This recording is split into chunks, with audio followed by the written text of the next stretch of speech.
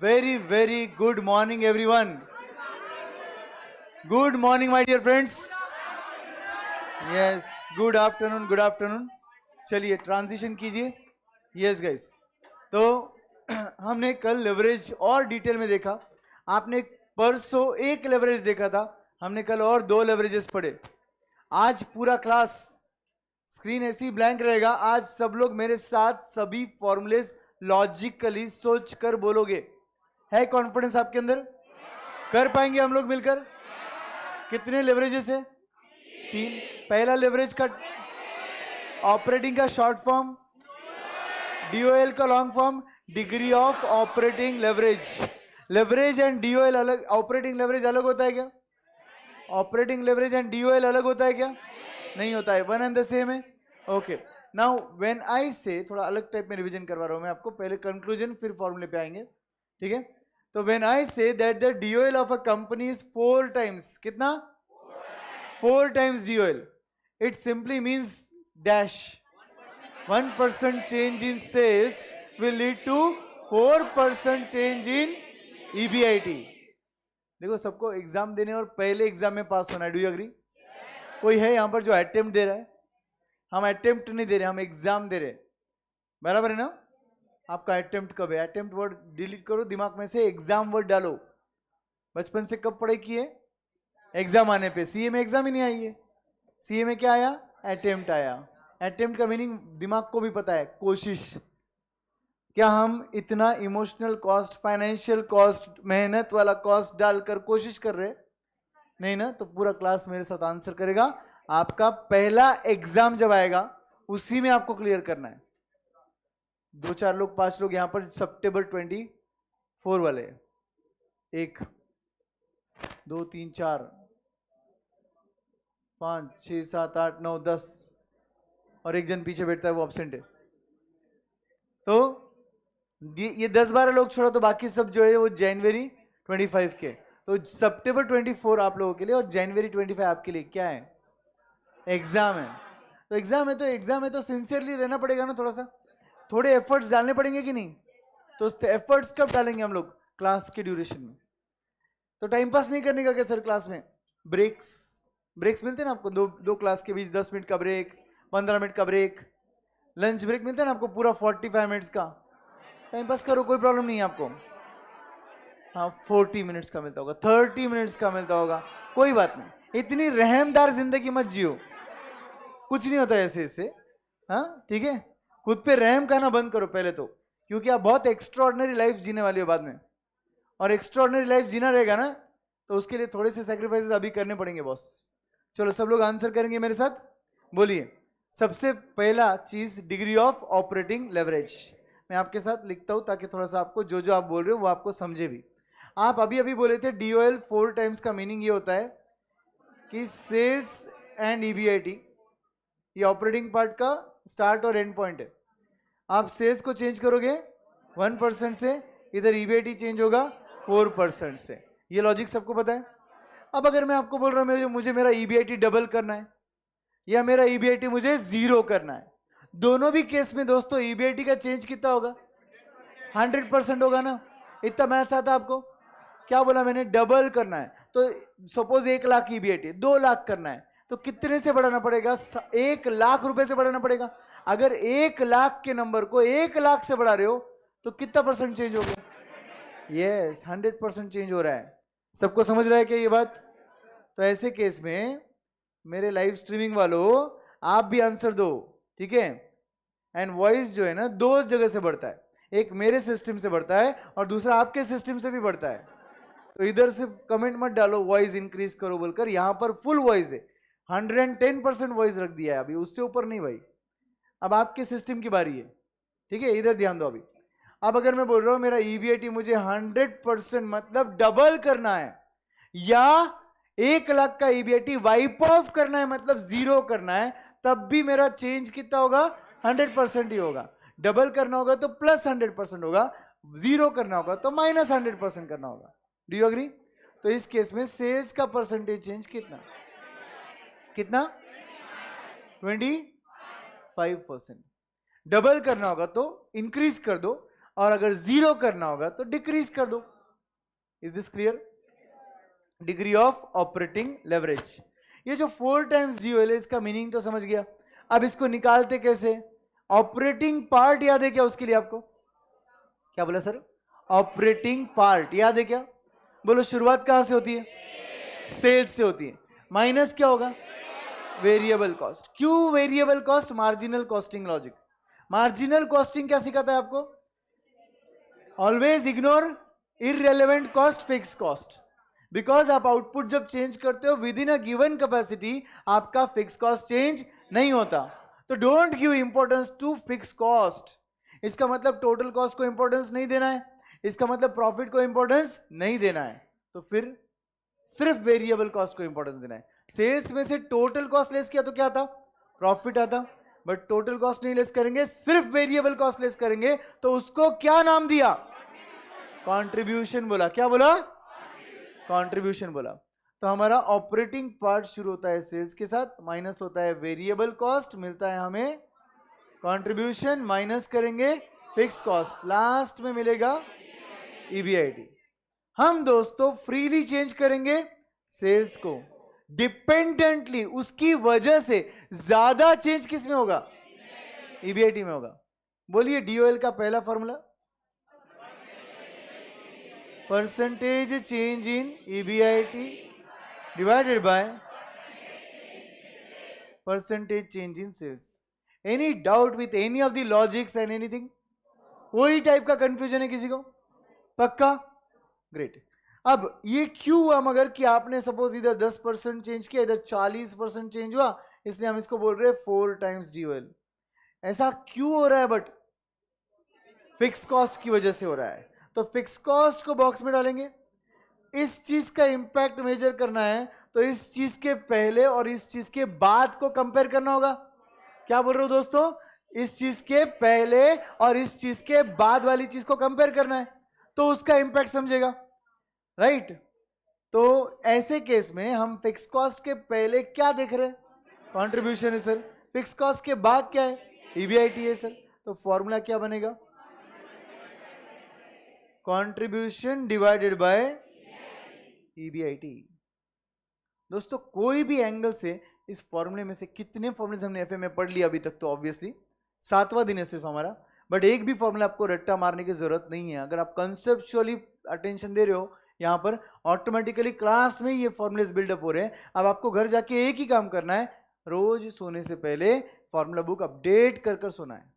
और जब आप अपडेट करोगे फॉर्मूला बुक तो एक बार क्रॉस चेक कर लो मेन बुक से कि बराबर लिखा है. जो फॉर्मूला आपने गलत लिखा रहेगा उसको रेड पेन खरीदो और रेड पेन से ठीक करो, ताकि अगली बार रिवीजन जब करोगे तो पहली नजर उस पर गिरना चाहिए जो अपनी गलती है. व्हाइटनर्स यूज करना बंद करो. व्हाइटनर्स यूज करना मतलब गलतियां छुपाना होता है. तुमने गलती की, तुमने व्हाइटनर लगा के उसको छुपा दिया, अब अगली बार याद ही नहीं आता कि उधर गलती क्या की थी. राइट? तो उससे अच्छा है कि अगर रेड पेन लेने का, गोल करने का और नीचे करेक्ट आंसर लिखने का, वो गोल को वैसे ही रखने का अंदर क्या था, ताकि आपको समझेगा कि गलत क्या सोच रहे थे और सही क्या है. Are you very very clear? Now ये केस में हमारा DOL भी आ गया, ये केस में हमारा सेकेंड फॉर्मूले से DOL आया. 2 डेटा के बीच DOL चाहिए तो परसेंटेज चेंज, और अगर सिंगुलर डेटा पर चाहिए तो नीचे वाला फॉर्मूला. सिंगुलर डेटा कितने भी रहने दो, हर लेवल पर अगर आपको DOL पूछा रहेगा तो नीचे वाला फॉर्मूला. क्लियर है? Okay. Now coming to financial part. अगर मैं बोलता हूं मेरा फाइनेंशियल लेवरेज 2.5 टाइम्स है, ध्यान दो मेरी बात पर, फाइनेंशियल लेवरेज 2.5 टाइम्स है, और मुझे मेरा EPS डबल करना है. EPS डबल करना है, क्या करना चाहिए? वेरी गुड, बोलिए. 40% से ऑपरेटिंग प्रॉफिट को बढ़ाना पड़ेगा. Are you getting everyone? तो यहां पर मैं बोल रहा हूं मेरा ऑपरेटिंग फाइनेंशियल पार्ट मतलब EBIT से EPS होता है. ये बोलता है यहां 1% है तो वहां 2.5% है. Everyone correct? तो फिर मुझे यहां पर EPS डबल करना था, 100% चेंज लाना है, तो इधर कितना होगा? Obviously 100 by 2.5. 40%। तो जब आपका ईबीआईटी बढ़ेगा 40% से, तो आपका ईपीएस बढ़ेगा 100% से, मतलब डबल हो जाएगा। Clear? Now in this scenario, do you remember your financial part? Financial part याद है क्या सबको? फाइनेंशियल पार्ट कहां से शुरू होता है? जहां ऑपरेटिंग एंड होता है वहीं से शुरू होता है। कहां ऑपरेटिंग एंड होता है? ईबीआईटी। इसलिए मैंने आपको एक वर्ड यूज किया था, एक सेंटेंस यूज किया था, इनफैक्ट वर्ड नहीं सेंटेंस था वो। EBIT is the connecting link between operating and financial. ये जो भी मैं आपको बोलता हूं ना, इसका कुछ ना कुछ रेलेवेंस होता है क्वेश्चन आंसर सॉल्विंग में। इसलिए ये सेंटेंसेस याद से दिमाग में फिट करने का कॉन्सेप्चुअली अपन क्या बोल रहे हैं। ईबीआईटी दोनों में कॉमन है ना दोस्तों, जहां ऑपरेटिंग एंड हुआ वहीं से फाइनेंशियल शुरू हुआ, तो दोनों में कॉमन एक बात आ रही है, वो है ईबीआईटी। अब आपका फाइनेंशियल का पार्ट शुरू होता है ईबीआईटी से, माइनस आप क्या करोगे? इंटरेस्ट करोगे, क्या मिलेगा? ईबीटी मिलेगा। माइनस क्या करोगे? टैक्स, क्या आएगा? ईएटी, सॉरी ईएटी आएगा।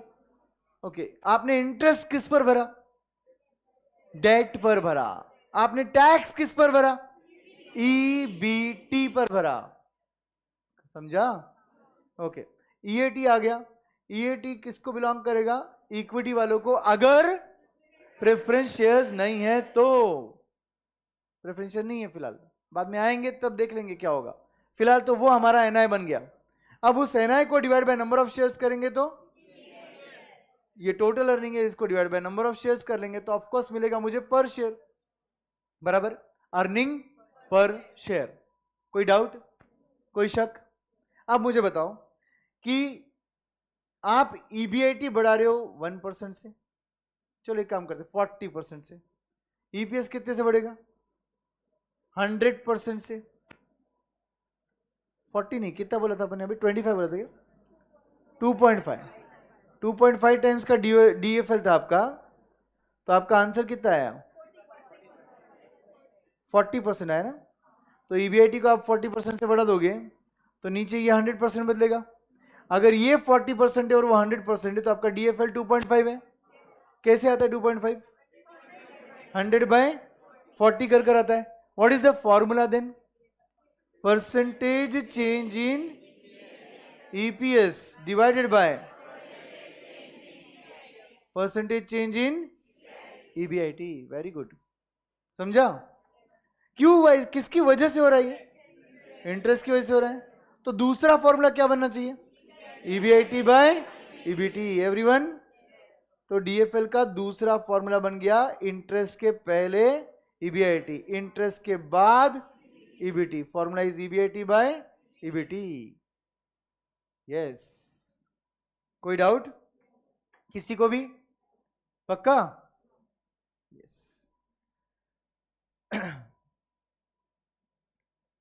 कंबाइन की बात कर लेते, जानबूझकर हमने ऐसे नंबर्स दिए। ये देखो, ये 10%, ये 40%, यहां पर वापस 40 कंटिन्यूड है तो ये 100% है। क्या ये एग्जांपल कंटिन्यूड हो गया? क्या ये एग्जांपल कंटिन्यू हुआ? ऊपर सेल्स कितने से चेंज हुआ? 10, नीचे ईबीआईटी 40, ईबीआईटी 40 तो नीचे से ईपीएस 100। तो अब डायरेक्टली कनेक्टिंग लिंक को छोड़ दो, सीधा फर्स्ट पॉइंट और लास्ट पॉइंट के बारे में सोचते। कौन सा लेवरेज?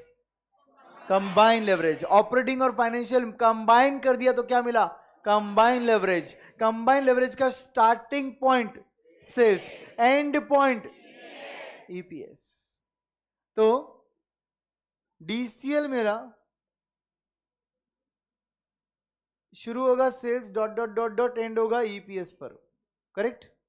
ये 10% और ये 100% सच में अगर ऐसा है तो मेरा कंबाइन लेवरेज कितना हुआ? 10 टाइम्स हो गया दोस्तों। 10 टाइम्स कंबाइंड लेवरेज का मीनिंग क्या हुआ? 1% change in sales leads to 10% change in EPS. All of you, EPS को मुझे 0 करना है, 100% चेंज। सेल्स को मुझे 10% से नीचे लाना पड़ेगा। फिर से एक बार सुन लो, ईपीएस मुझे 0 करना है, कितने परसेंट से चेंज करूंगा? 100% से। तो उस केस में मेरा परसेंटेज चेंज इन सेल्स कितना होगा? 10% होगा सिर्फ, बराबर कि नहीं? चलो आपका DCL 40 टाइम्स है, 40। एग्जाम्पल चेंज हो गया, बोलो अभी DCL कितना है? 4040, और मुझे EPS को 0 बनाना है। यस, कितना? 2.5% से सेल को चेंज कर दो सर, सेल को सिर्फ 2.5% से डिक्रीज कर दो, आपका EPS सीधा 0 बन जाएगा। सुनो जिनको नहीं समझा अच्छे से, 1% इधर चेंज, उधर 40% चेंज, इधर 100% चेंज रहेगा, तो इधर कितना? 2.5 ही आएगा ना आंसर। समझे क्या? क्वेश्चन कुछ भी आ सकता है, ऑफ कोर्स लॉजिक यही है।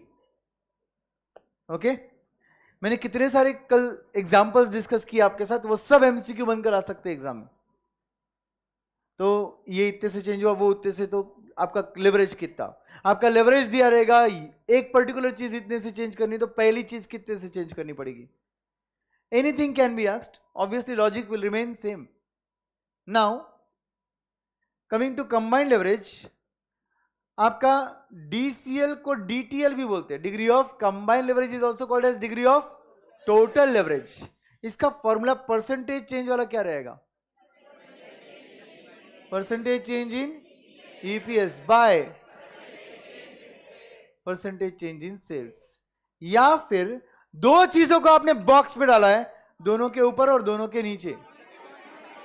तो ऊपर क्या है? फिक्स कॉस्ट है, फिक्स कॉस्ट के ऊपर क्या है? कंट्रीब्यूशन है। नीचे क्या है? इंटरेस्ट, इंटरेस्ट के नीचे क्या है? EBT। Contribution by EBT will be your answer. एक भी जगह आपको पीछे देखने की जरूरत गिरी? क्या आपने आपके टेक्स्ट बुक में जो जगह छोड़ी थी वहां पर लिखा फॉर्मेट पूरा? क्या उसी में मेरे साथ लिख रहे थे? लिख रहे थे, कोई बात नहीं। नोटबुक में लिखना स्टार्ट किया विदाउट देखे? कहीं तो विदाउट देखे लिखा क्या लेवरेज है इसको? फॉर्मूला बुक अपडेट कर रहे हो? देखो आज आसान है, एकदम इजीली हो जाएगा। 5-7 फॉर्मूलेज है, 10 फॉर्मूलेज हुए अभी तक। जब 120 फॉर्मूलेज हो जाएंगे ना, और एक साथ याद आएगा ना, फॉर्मूला बुक नाम की कोई तो चीज सर ने बोला था, तब नहीं कर पाओगे आप। दूसरी इंपॉर्टेंट बात, एग्जाम का 1 दिन 1.5 दिन जो मिलता है आपको, पहले वो इमेजिन करो। FM विथ SM, और जस्ट खत्म हुआ ऑडिट का एग्जाम, 1.5 दिन बाद आपको आपका दोनों सब्जेक्ट का एग्जाम देना है। एक पेपर है, दोनों सब्जेक्ट है, इतने सारे FM के फॉर्मूलेज है, फटाफट रिवाइज करना रहेगा। चार्ट बुक प्रिंटेड है, कलर्ड चार्ट बुक है, बट प्रिंटेड है, उसके वर्सेस आपके हाथ से लिखे फॉर्मूलेज है। क्या जल्दी रिवाइज होगा? आपके हैंड राइटिंग से लिखे हुए फॉर्मूलेज। तो ऑब्वियस सी बात है, क्या करना चाहिए आपने अभी से? फॉर्मूलेज लिखना चाहिए। और सिर्फ फॉर्मूला बुक मेंटेन करके मत छोड़ो, सिर्फ फॉर्मूला बुक अपडेट कर दिया छोड़ दिया। जब जब आप फॉर्मूला बुक अपडेट कर रहे हो, पीछे नजर डालो, ग्लांसिंग करो फॉर्मूलेज की, क्योंकि आपका माइंड भी फीफो पे काम करता है, फर्स्ट इन फर्स्ट आउट। आप चैप्टर नंबर 1 खत्म हुआ, चैप्टर नंबर 4, 5, 7 जब खत्म होगा ना, तो 2 में क्या पढ़ा था याद नहीं आएगा। बट अगर आप क्यूमुलेटिव रिवीजन दोगे माइंड को, तो डेफिनेटली याद आएगा। That's the reason we are going to conduct test also. जैसे आपका चैप्टर 2 खत्म होगा, आपको FM क्वेश्चनियर सॉल्व करने के लिए टाइम दिया जाएगा। FM क्वेश्चनियर का टाइम खत्म, FM क्वेश्चनियर का डिस्कशन होगा, और तुरंत अगले दिन आपका टेस्ट होगा। समझे? फॉर एग्जाम्पल आज आपका खत्म हो गया लेवरेज, डरो मत, खत्म नहीं होगा इतनी जल्दी, बट हो गया। सपोज FM क्वेश्चनियर के लिए मैं आपको 2 दिन दूंगा, 2 दिन बाद 3rd लेक्चर में, मतलब आज से क्वेश्चनियर डिस्कशन पूरा रहेगा। Each and every question of questionnaire will be discussed with you, but उसके तुरंत अगले दिन आपका एग्जाम। आपके एग्जाम्स चलेंगे, और आपके एग्जाम्स कैसे चल रहे हैं? जब आप 3rd चैप्टर पढ़ रहे हो, जब आपका 1st और 2nd का एग्जाम होगा। जब आप शायद 5th पढ़ोगे, तब आपका 3rd एंड 4th का होगा। समझे क्या? तो इस तरीके से जैसे जैसे सिलेबस आगे जाएगा, पीछे के टेस्ट आप देते जाओगे। आपके पूरे टेस्ट होने के बाद एंड में मैं आपका फुल सिलेबस का भी टेस्ट लेने वाला हूं। एंड ऑफ कोर्स, जैसे आपको मैंने फर्स्ट लेक्चर में बोला, May 24 suppose to be the tough exam, उसका पेपर सॉल्व करेंगे अपन, और वो भी तुम सॉल्व करोगे मेरे साथ। मैं आपके सॉल्यूशंस आने के बाद, जैसे यहां पर अभी फॉर्मूला लिख रहा हूं, वैसे लिखूंगा। आप बोलोगे सर ये लो, ये माइनस करो, ये करो, ऑटोमेटिकली आप सॉल्व करते जाओगे, डिस्कशंस होते रहेंगे और इसके बेसिस पर May 24 एग्जाम का पेपर क्लास में खत्म करेंगे हम लोग। और आप देखोगे कि कोई बड़ी बात नहीं है, everything is possible, it's just a matter of practice, hard work. आपके क्लास में अप्रोक्सीमेटली 700 लोग हैं सपोज एग्जाम्पल। क्या ये एग्जाम जो जनवरी 24 देंगे, सपोज सब लोग जनवरी 24 दे रहे एग्जाम्पल 25, तो 25 जनवरी में एग्जाम में सब लोग पास होने वाले, सब लोग पास हो जाएंगे? अगर ऐसा रहता ना तो इधर 700 नहीं रहते, इधर 7000 लोग रहते कम से कम। सब लोग बोलते सर कुछ भी कर लो एडमिशन दे दो, क्योंकि आपके पास एडमिशन लिया मतलब पक्का पास होने वाले। 700 के 700 ऑनेस्टली बोलो पास होने वाले हैं क्या? नहीं होने वाले, ये बात मुझे भी मालूम है और उससे बेटर आपको भी पता है। लेट्स बी रियलिस्टिक, इमोशनल मत सोचो।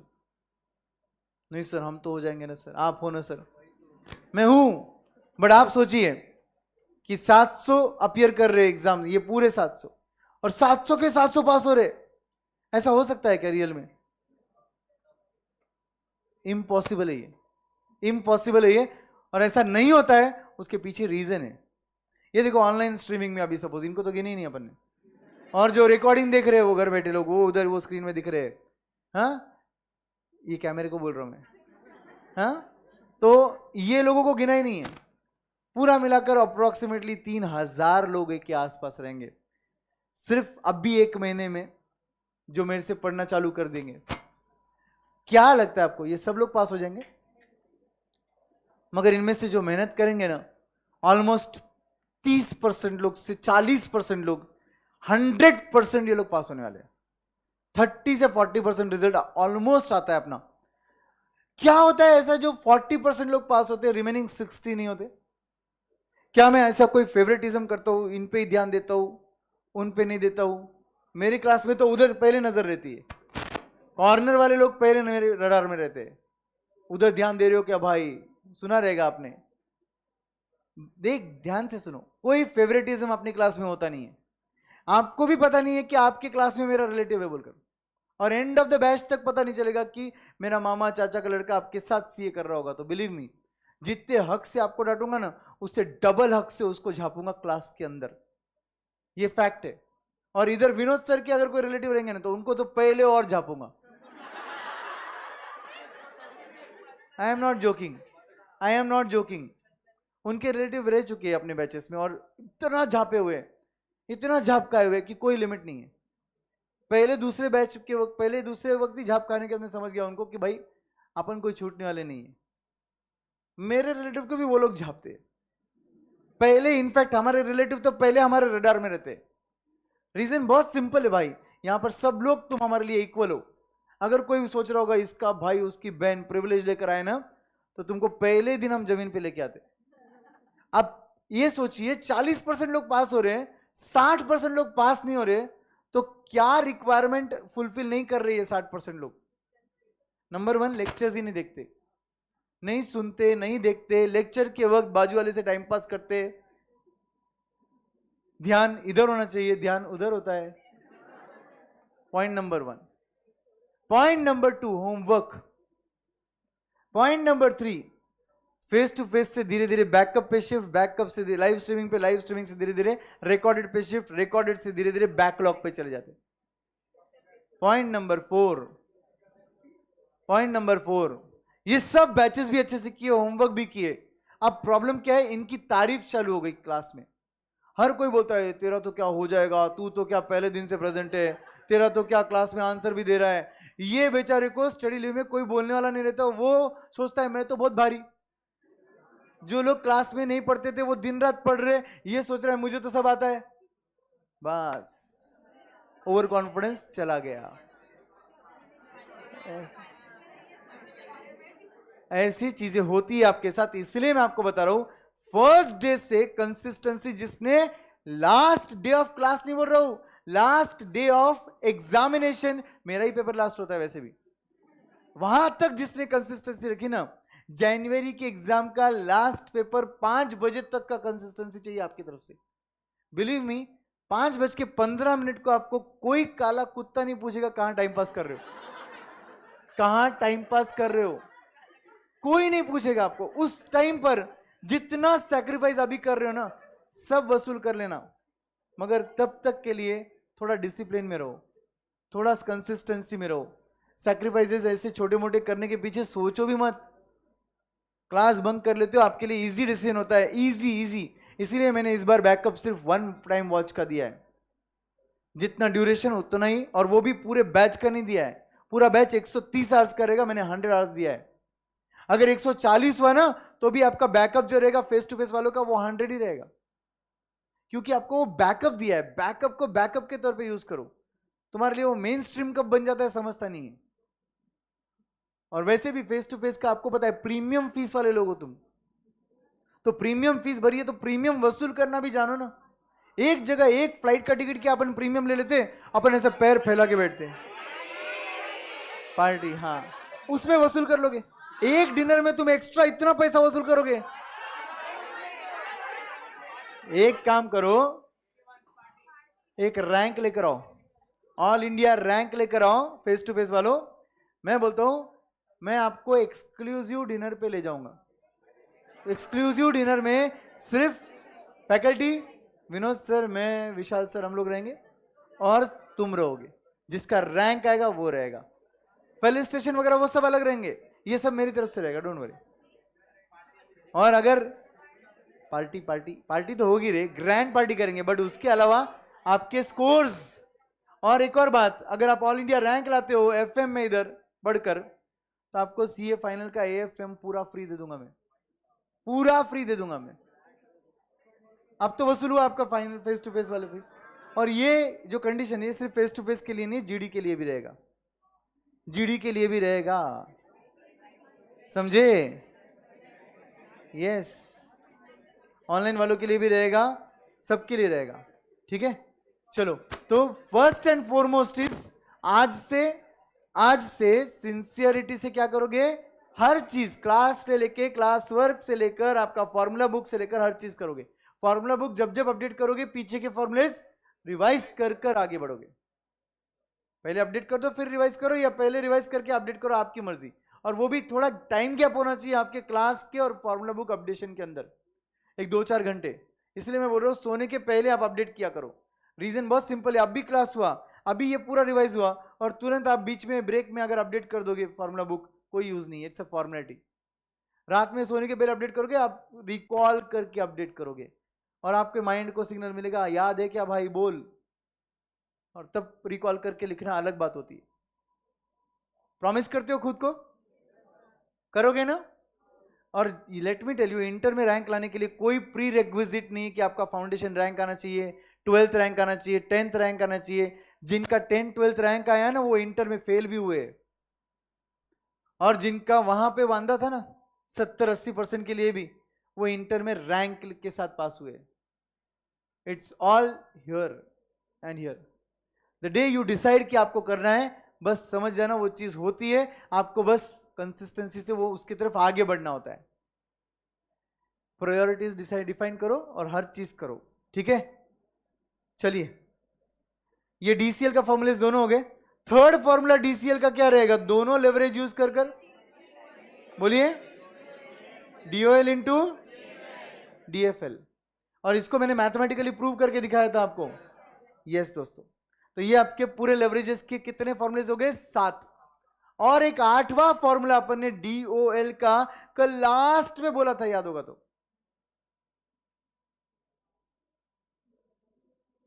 ये सभी किसी ने बोला इधर से, DOL is equal to 1 upon margin of safety. याद आया क्या ये? जब आपके मेन पेज पे जाओ, नोट्स में मेन पेज पे जहां पे आप फॉर्मूला लिख रहे हो ना,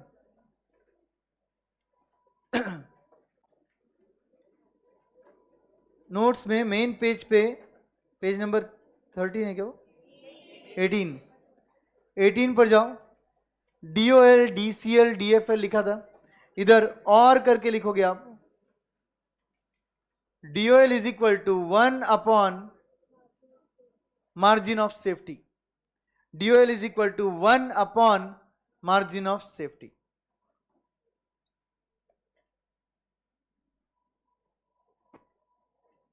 इसके बारे में डिस्कशन बाकी था, याद है कल पूरा डिस्कशन किया था, इनफैक्ट लिखना बाकी था और मैंने बोला था मैं रिवाइज करवाऊंगा आपसे, फिर आपको लिखने का मौका दूंगा। तो आइए आपके नोट्स में जगह दिया है यहां पर।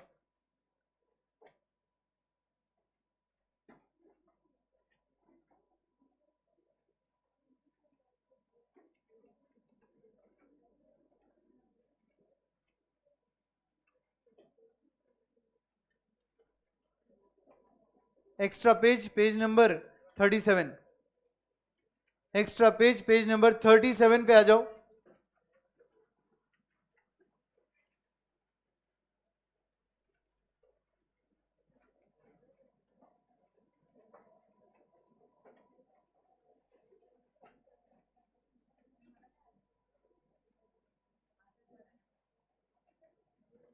बोलिए आगे पेज नंबर 37 पे, यहां पर आप लिखोगे question, should the DOL of a firm be high or low preferred?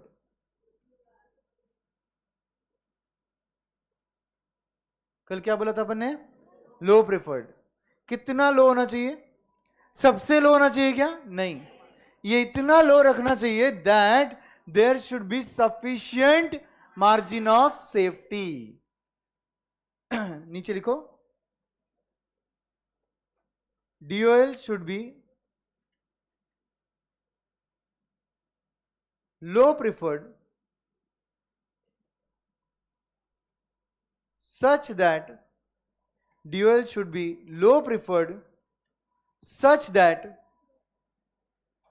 that there should be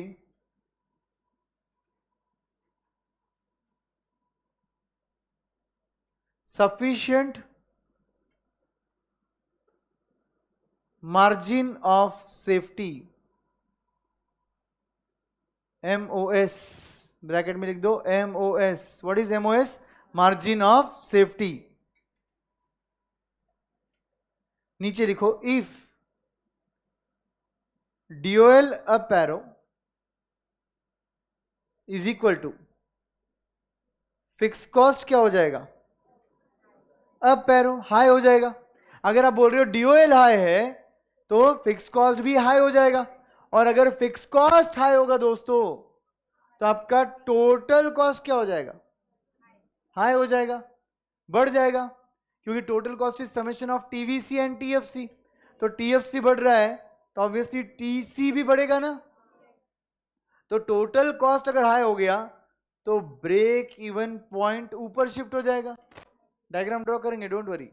break even point ऊपर शिफ्ट हो जाएगा, और अगर ब्रेक इवन पॉइंट ऊपर जा रहा है तो मार्जिन ऑफ सेफ्टी नीचे आती है, रिस्क ऑटोमेटिकली बढ़ जाता है। If DOL is high, fix cost is high, total cost will be high, break even point will go up, margin of safety will come down and automatically risk will increase. इसका diagrammatic presentation देख लो।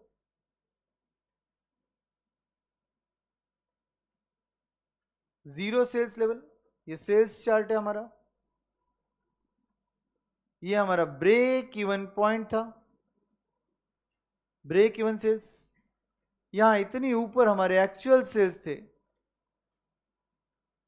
और इन दोनों के gap को हम बुलाते थे margin of safety. अब जैसे कि आपने ऊपर लिखा है कि margin of safety will go up, तो ऑटोमेटिकली अगर आप फिक्स कॉस्ट बढ़ा दोगे टोटल कॉस्ट बढ़ेगा, टोटल कॉस्ट बढ़ने से ब्रेक इवन पॉइंट ऊपर शिफ्ट होगा, तो आपका new break even point suppose इधर आ गया, न्यू BEP।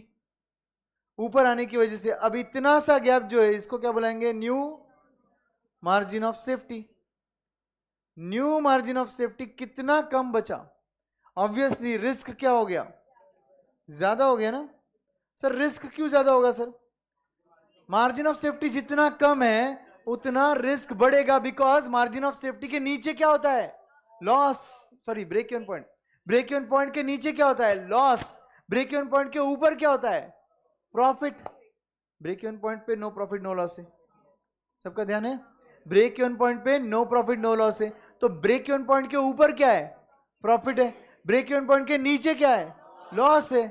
आप क्या कर रहे हो? आपका गैप आप कम कर रहे हो। अगर आपका गैप कम हो रहा है, इसका मतलब एक्चुअल सेल थोड़ा भी वोलेटाइल हुआ, थोड़ा भी चेंज हुआ, तो आपकी कंपनी लॉस में चली जाएगी। क्या यह सिचुएशन आपके लिए अच्छा है? क्या रियल लाइफ में सेल्स फ्लक्चुएट होते हैं? यस, ऑफ कोर्स होते हैं। सिंपल है ना? देखिए, एक सिंपल एग्जांपल लीजिए। क्या मैं ये बोल सकता हूं कि मेरा नेक्स्ट बैच भी इतना बड़ा रहेगा? इससे भी बड़ा रह सकता है, बट इससे छोटा भी रह सकता है। तो इसका मतलब कहना है इससे मेरा सेल फ्लक्चुएट हो सकता है। तो मैंने एज अ कंपनी क्या करना चाहिए, एज एन एकेडमी क्या करना चाहिए? मैंने मेरे कॉस्ट को मेरे सेल्स तक ले जाना चाहिए क्या? ताकि थोड़ा भी मार्जिन रहेगा चलेगा, बट अपना एकदम बड़ा कॉस्ट है और अपन क्या करेंगे? और बड़ा बिजनेस करेंगे। ऐसा कर सकते क्या? मुझे एक्सपेक्टेशन है अगले बैच में ना 2000 लोग फेस टू फेस में आएंगे, और ये सोचकर मैंने 2 क्लासरूम सामने के भी और रेंट पे ले लिए। ऐसा सोचकर चलता है क्या बिजनेस? ऑब्वियसली नहीं चलेगा ना। इससे क्या होगा सर? इससे मेरा फिक्स कॉस्ट बढ़ जाएगा, मेरा टोटल कॉस्ट बढ़ेगा, with the expectation that 2000 students आएंगे, बट एक्चुअली जो स्टूडेंट्स आए वो 700 की जगह 600 आए या 700 के नजदीक ही आए, बट मैंने मेरा टोटल कॉस्ट क्या कर दिया? बढ़ा दिया। अब क्या हुआ? अब मेरा टोटल कॉस्ट इतना नजदीक चला गया है सेल्स के कि मेरा मार्जिन ऑफ सेफ्टी बहुत ही कम बचा, या कभी कभी तो ऐसा हो सकता है कि मेरा ब्रेक इवन पॉइंट ऊपर चला गया है, तो मेरे लॉस हो रहे हैं। Is it good for my business? No. इस तरीके से बिजनेस नहीं करना चाहिए। तो ऑपरेटिंग में क्या ध्यान रखेंगे? Fix cost should be less. कितना? That there should be margin of safety. आपको मुझे पता है एडवांटेज किसका लेना है? फिक्स कॉस्ट का लेना है। आपने और मैंने साथ में क्या पढ़ा कि सेल्स जब बढ़ते हैं तो वेरिएबल कॉस्ट बढ़ता है, कंट्रीब्यूशन भी बढ़ता है, एडवांटेज कुछ नहीं मिलता है। बट जब फिक्स कॉस्ट सेम रहता है तो ईबीआईटी ज्यादा बढ़ता है, एडवांटेज मिलता है। ये पढ़े अपन ने। फिक्स कॉस्ट सेम रहने की वजह से ये हुआ। इसका मतलब बिजनेस में फिक्स कॉस्ट जरूरी है क्या? यस। बट कितना फिक्स कॉस्ट लोगे? इतना फिक्स कॉस्ट रखो that there should be a sufficient margin of safety. I hope you understood degree of operating leverage, all of you. तो कैसे देखो लेवरेज का चेहरा बदल रहा है। पहले लेवरेज जो था वो एडवांटेज था, अब धीरे धीरे लेवरेज कैसा दिख रहा है? रिस्क दिख रहा है। तो अपन लेवरेज को दोनों एंगल से पढ़ते हैं, एडवांटेज से भी पढ़ते हैं और रिस्क से भी पढ़ते हैं, है कि नहीं? All of you. Now what do you think दोस्तों कि आपका फाइनेंशियल लेवरेज कैसा होना चाहिए? यहां पर एक लाइन ड्रॉ कर देंगे और इसके नीचे फाइनेंशियल लेवरेज का डिस्कशन कर रहे हैं। फाइनेंशियल लेवरेज आपको कैसा चाहिए? फाइनेंशियल लेवरेज सर इंटरेस्ट पे डिपेंड करता है। ऑब्वियसली उधर का लॉजिक भी वही रहेगा सर, जितना इंटरेस्ट अमाउंट ज्यादा रहेगा उतना डीएफएल ज्यादा आएगा। इंटरेस्ट अमाउंट ज्यादा तब रहता है जब डेट ज्यादा रहता है। डेट ज्यादा कब चाहिए? डेट ज्यादा कब चाहिए? इन लोगों से हम लोग बिंदास पैसा कब लेंगे? If rate of interest is less. Less than what? Less than what? If rate of interest less मतलब इनको कम रेट ऑफ इंटरेस्ट देना पड़े तो बिंदास इनसे पैसा ले लो, बट भैया किससे कम?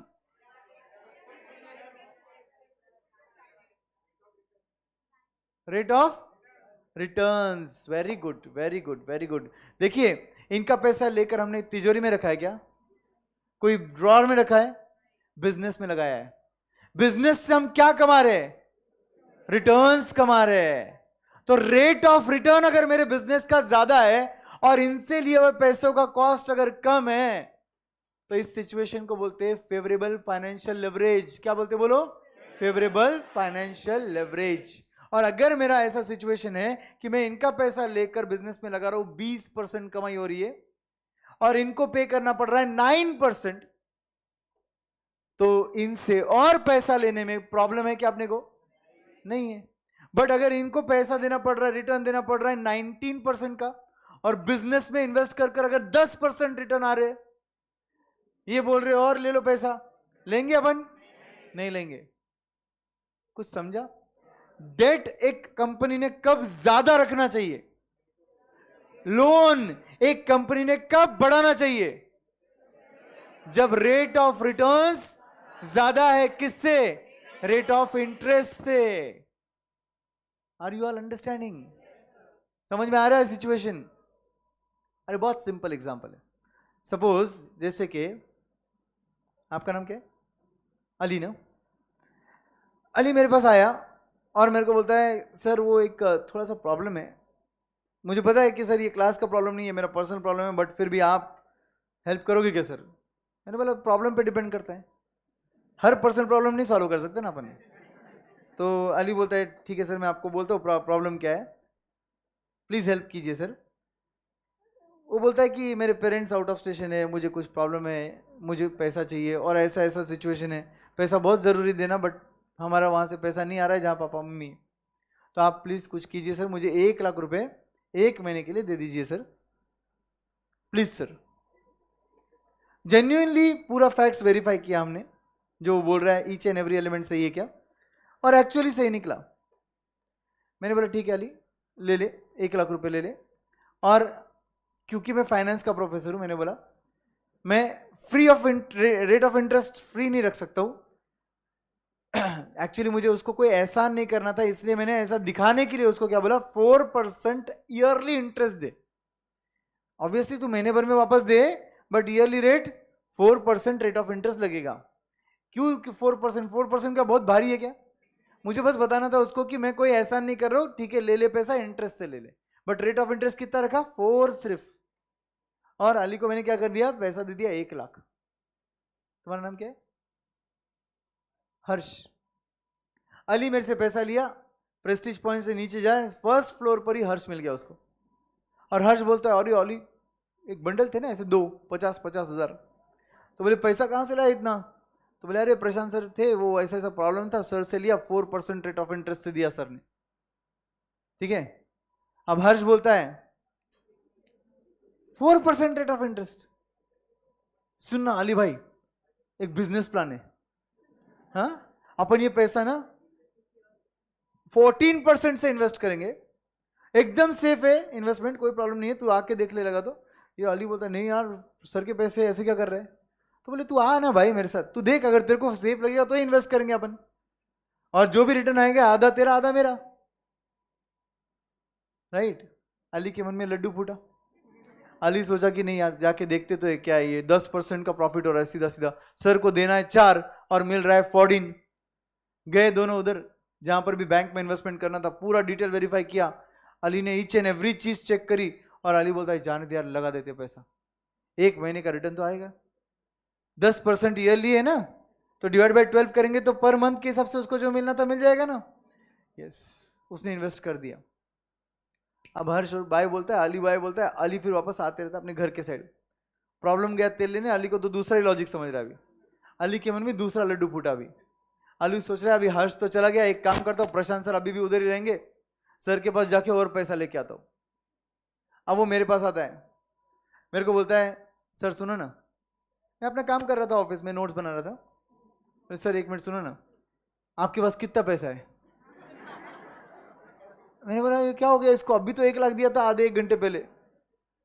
तो मैंने बोला अली सब ठीक है ना? तो बोले नहीं सर कोई प्रॉब्लम नहीं है, आप बोलिए ना सर आपके पास कितना पैसा एक्स्ट्रा है, मैं आपको ना सर 4 नहीं 6% दूंगा sir, 6% yearly rate of interest ले लो सर, मगर बोलो आप कितना पैसा बोल दो, सब दे दो सर। मैं बोला यार देख अली, तू अगर ऐसा पूछ रहा है कितना पैसा है कि 6% दे दो, तो 6% में मेरे को कोई इंटरेस्ट नहीं है। हाँ अगर तेरे को एक्चुअल में जेन्युइनली पूछना है तो मैं 16% से तेरे को कितना पैसा चाहिए दे सकता हूं, तू बोल कितना चाहिए। बिजनेस ही कर रहे तो बिजनेस की बात करेंगे ना। मैंने बोला 16% से पैसा दूंगा, अब तू बता तेरे को कितना चाहिए, मैं उतना देने को तैयार हूं। तो क्या करेगा अली? लेगा? नहीं लेगा। अरे वो बोलेगा सर मैं मजाक कर रहा था, ऐसे ही आ गया था, आपको थैंक यू बोलना भूल गया था सर, है थैंक यू सर, चलो बाय सर, बाय बाय। है लिया क्या उसने पैसा? लेना भी नहीं चाहिए, क्योंकि 16% से मेरे से लेगा और 14% से इन्वेस्ट करेगा क्या? ऑब्वियसली उसको सीधा सीधा 2% का लॉस हो जाएगा, 1 रुपया भी नहीं लिया उसने मेरे से। बट अगर जेन्युइनली मैं 6% से देता और मैं बोलता ये ले अली 10 लाख है मेरे पास, तो लेता वो? 1 करोड़ है अली, ले ले, लेता क्या वो? यस। प्रॉब्लम क्या है? 6% से आ रहा है, 14% से इन्वेस्ट करना है, पूरा प्रॉफिट उसका है। मगर जैसे ही मैंने 16% बोला, उसने 1 भी रुपया नहीं लिया। इससे कुछ आपको आपके रिटर्न्स और कॉस्ट का लॉजिक समझ रहा है क्या? अब ऐसे केस में आप बोलोगे जहां पे आपका रेट ऑफ रिटर्न ज्यादा है और आपका रेट ऑफ इंटरेस्ट कम है, तो डेट से पैसा लो। कितना? जितना मिलता ले लो। डेट बढ़ेगा तो भी प्रॉब्लम नहीं है, क्योंकि रिटर्न्स ज्यादा है और रेट ऑफ इंटरेस्ट कम है। क्या वर्डिंग यूज किया था मैंने, इसको क्या बोलते हैं? Favourable financial leverage. बोलो एक बार सब लोग, फेवरेबल फाइनेंशियल लेवरेज बोलते हैं इसको। बट अगर रिवर्स सिचुएशन था, 16% एंड 14% वाला, अनफेवरेबल फाइनेंशियल लेवरेज बोलते, और उस टाइम पर रेट ऑफ इंटरेस्ट ज्यादा था और आपका रिटर्न ऑन इन्वेस्टमेंट कम था, तो डेट कैसा रखना चाहिए आपने? लेस, 0, कम से कम, मगर बढ़ाओ मत डेट को।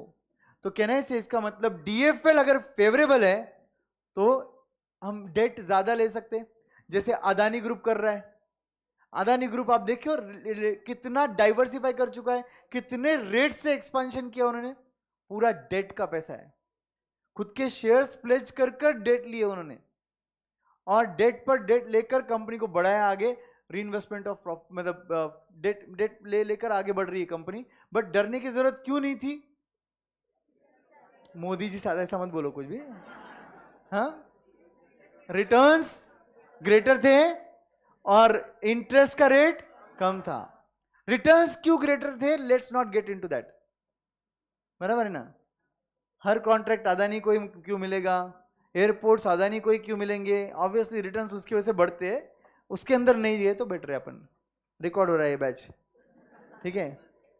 तो यहां पर बहुत सिंपल लॉजिक है, रिटर्न्स ज्यादा थे और डेट का रेट ऑफ इंटरेस्ट कम था, जितना लोन लोगे उतना फेवरेबल लेवरेज है, कोई प्रॉब्लम नहीं आएगा। एक बात याद रखिए, इनके पैसे जितने ज्यादा लूंगा ना, बेनिफिट किसका होगा? प्रेफरेंस वालों का, डेट वालों का, कि इक्विटी वालों का? किसका? इक्विटी वालों का। सर इक्विटी वालों का क्यों होगा सर? इनको फिक्स रेट से दिए, अब extra return after paying tax to government किसको मिलता है? इक्विटी वालों को। इसलिए इस कॉन्सेप्ट को बोलते हैं ट्रेडिंग ऑन इक्विटी। इस कंसेप्ट का नाम क्या है? Trading on equity. What is trading on equity sir? जितना भी तुम एक्स्ट्रा रिटर्न डेट के पैसों पर कमा रहे हो, जिसका बेनिफिट किसको पास ऑन हो रहा है? इक्विटी वालों को। इसको बोलते हैं ट्रेडिंग ऑन इक्विटी। और ये जो कंडीशन की वजह से ये होता है, उसको बुलाते हैं फेवरेबल फाइनेंशियल लेवरेज। डरो मत, ये पहली बार जिंदगी में सुन रहे हो तुम, बार बार रिपीट होगा, आगे सब समझ जाएगा आपको। अभी आई एम श्योर कि present value, future value, annuity, इनसे डर नहीं लगता, ये नाम आपको क्लियर कंफर्टेबल है। वैसे ही सेम धीरे धीरे आपको ये सब नाम भी कंफर्टेबल लगने चालू हो जाएंगे, ठीक है? तो यहां पर हम लिखेंगे सबसे पहली बात, क्वेश्चन लिखो।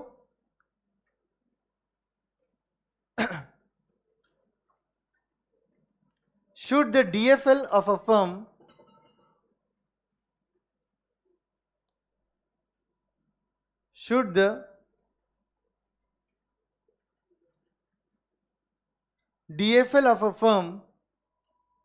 be high or low preferred?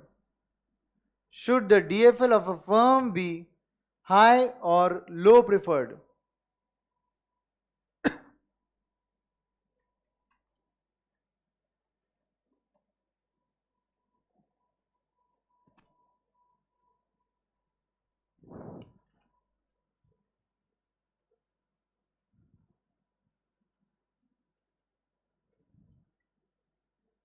लिखा? Should the DFL of a firm be high और लो प्रेफर्ड। ये क्वेश्चन अभी डीएफएल के बारे में, पिछला वाला क्वेश्चन सेम था बट डीओएल के बारे में था। तो यहां पर हम क्या बोलेंगे, हाई चाहिए या लो चाहिए? एक्चुअली डिपेंड करता है, किस चीज पे डिपेंड करता है? 2 फैक्टर पर डिपेंड करता है। Rate of return on investment, जिसको आरओआई बोलते हैं, ROI, what is long form? Return on investment versus दूसरा रेट ऑफ इंटरेस्ट. इसको आरओआई नहीं बोलते, rate of interest on debt बोलते हैं. ठीक है, तो यहां पर हम लिखेंगे इट डिपेंड्स ऑन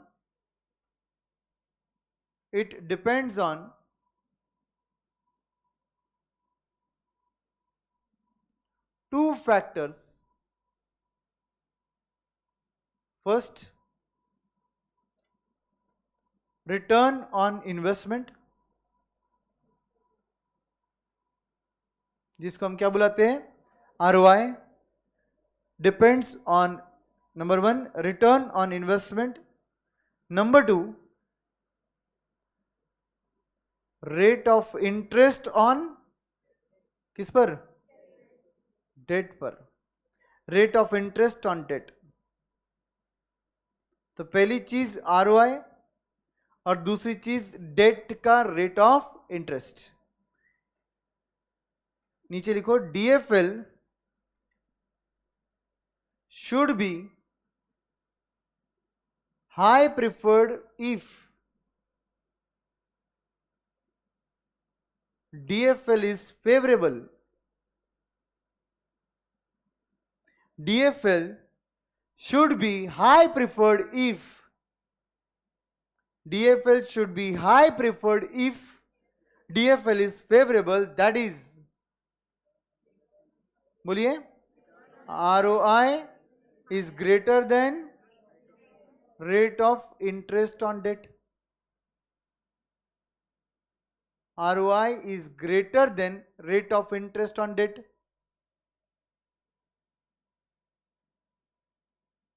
नीचे लिखिए whereas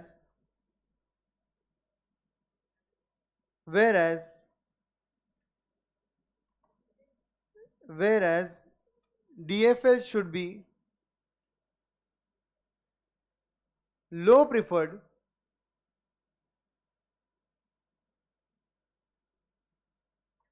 DFL should be low preferred if DFL is unfavorable. DFL is unfavorable. DFL unfavorable कब बनता है, ROI is less than rate of interest on debt.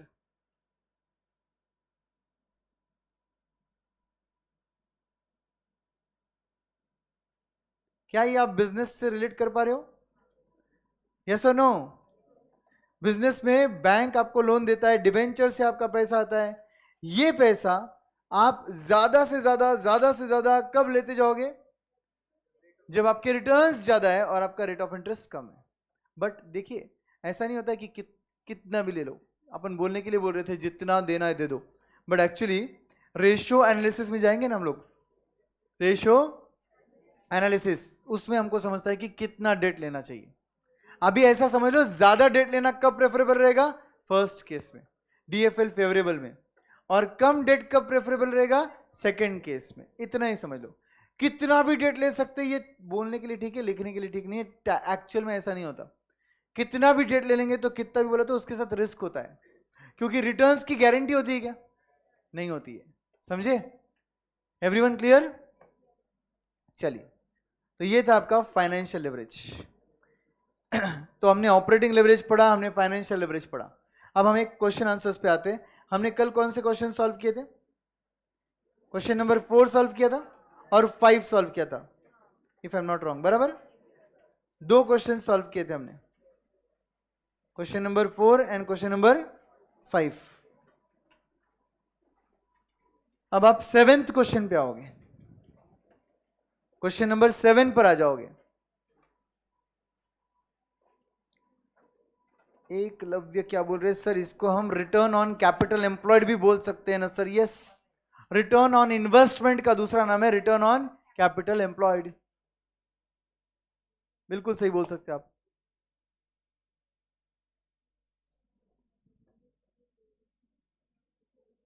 Question number 7 पे आइए और 7 का फर्स्ट पार्ट सॉल्व कर लीजिए. 7th क्वेश्चन का फर्स्ट पार्ट सॉल्व कीजिए दोस्तों. Solve it.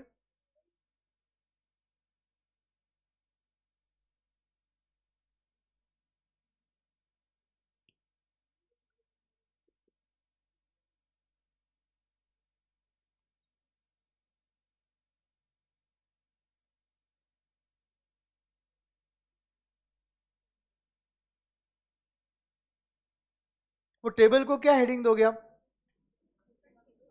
नाम बोलो, नाम नाम। Yes, income statement, correct. Income statement शुरुआत किससे होगी? सेल्स से होगी।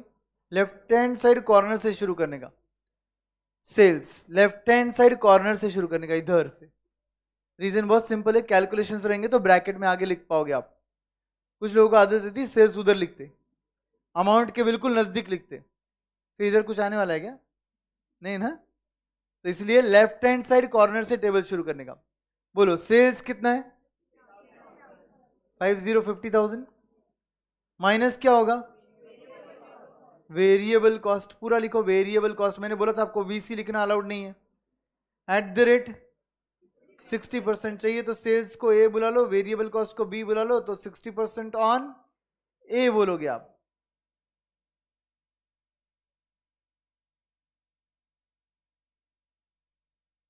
कितना होगा वो? 30,000। सी पार्ट क्या मिलेगा आपको? कंट्रीब्यूशन। याद रखिए जब एबीसी लिखते हो, जैसे सीरियल नंबर वगैरह लिखते हो तुम, तब ऐसा प्लस माइनस नहीं लिखने का जरूरत, बराबर कि नहीं? डायरेक्ट इधर ए माइनस बी ऐसा लिख सकते हैं ना। तो ये ऐसा माइनस वेरिएबल कॉस्ट लिखने की जरूरत नहीं रहती फिर, समझे क्या? बोलो कंट्रीब्यूशन कितना आएगा?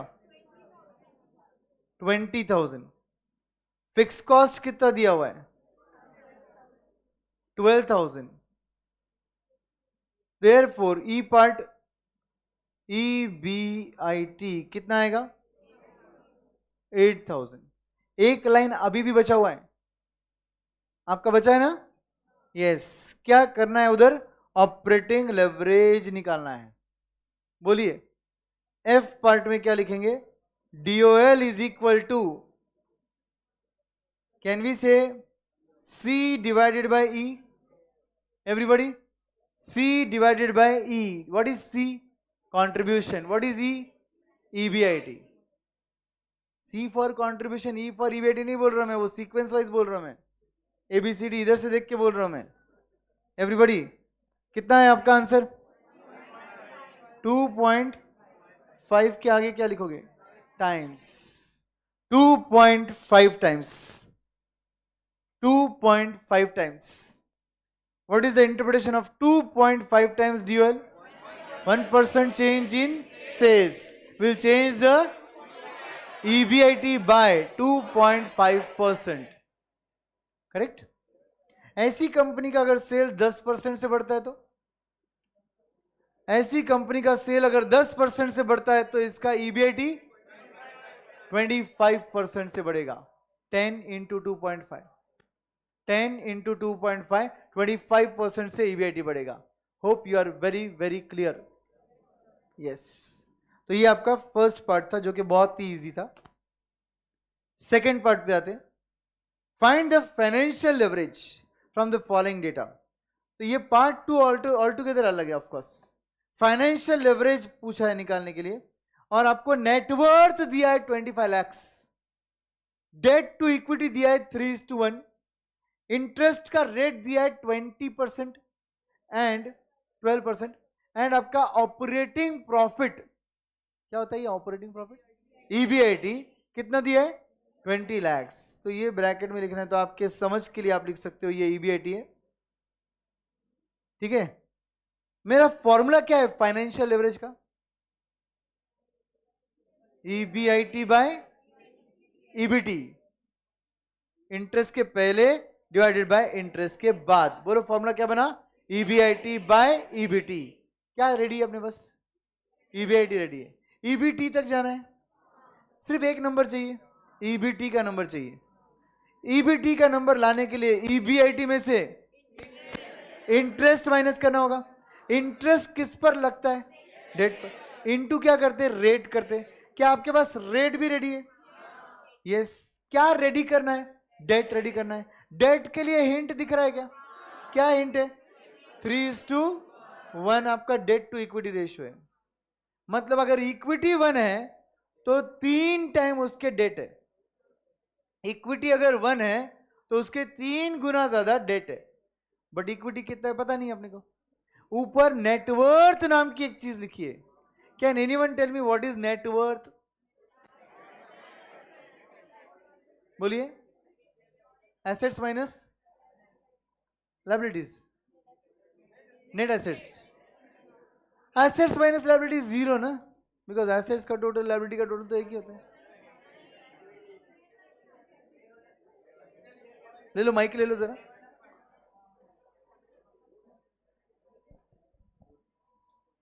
बोलिए कौन बोलेगा? उधर पास करो, उधर पीछे, इधर इधर कर लो, कोई बात नहीं, इधर दो लोग हैं.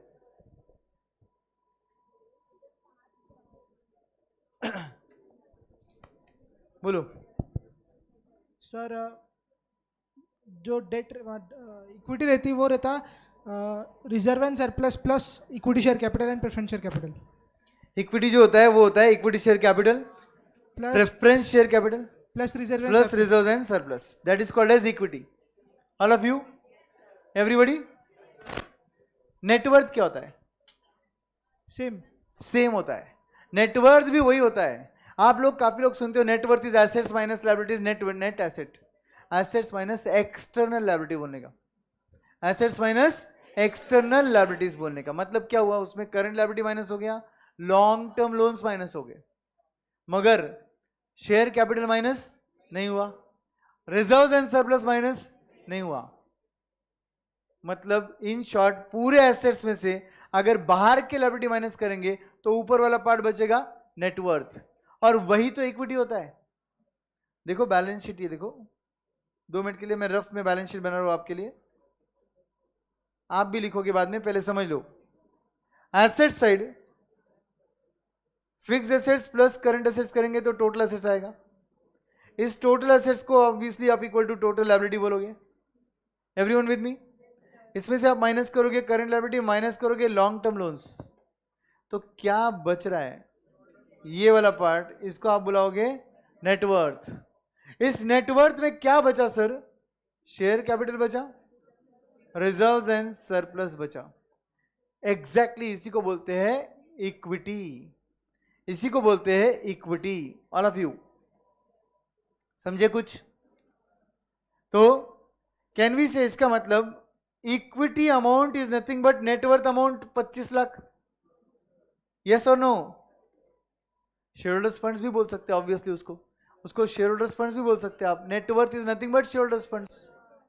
ठीक है, कोई टेंशन नहीं है. सो आपका नेटवर्थ 25 लाख है तो आपका इक्विटी कितना हुआ?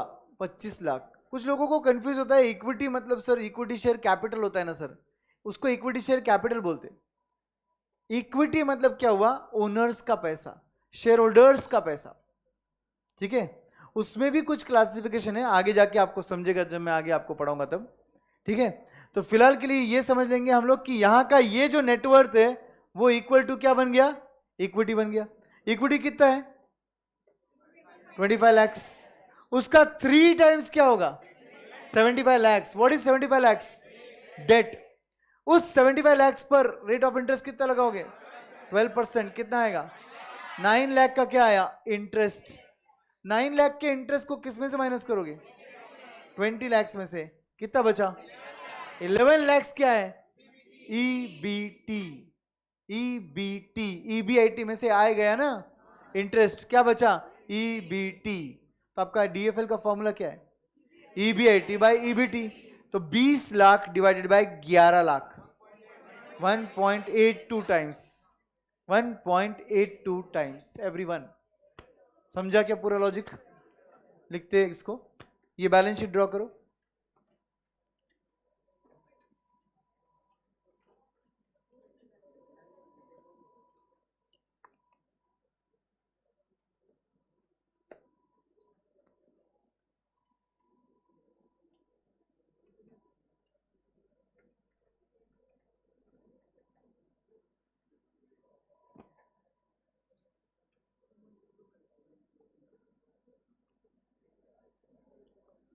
Asset side, fixed assets, current assets, total assets obviously will be equal to total liability. Liability side में हम इस total assets में से क्या माइनस करेंगे? लायबिलिटी साइड में हम इन टोटल एसेट्स में से क्या माइनस करेंगे? एक्सटर्नल लायबिलिटी में क्या आता है? करंट लायबिलिटी भी आता है, लॉन्ग टर्म भी आता है। नाम से समझ रहा है, एक्सटर्नल लायबिलिटी, बाहर वालों को जो लायबिलिटी पे करनी है उसको हम बुलाएंगे एक्सटर्नल। करंट लायबिलिटी भी बाहर वालों को पे करते हैं, लॉन्ग टर्म लोन्स मतलब डिवेंचर, टर्म लोन, ये भी बाहर वालों को पे करते हैं। तो दोनों माइनस करने के बाद जो बचता है उसे नेटवर्थ बोलते हैं। आप नीचे लिखेंगे हम लोग, ये लिख दिया आपने balance sheet. This is just for your understanding, exam में ऐसा लिखने की जरूरत नहीं है, आपको समझना चाहिए इसलिए मैंने वो ड्रॉ किया है। नीचे लिखो अभी, net worth includes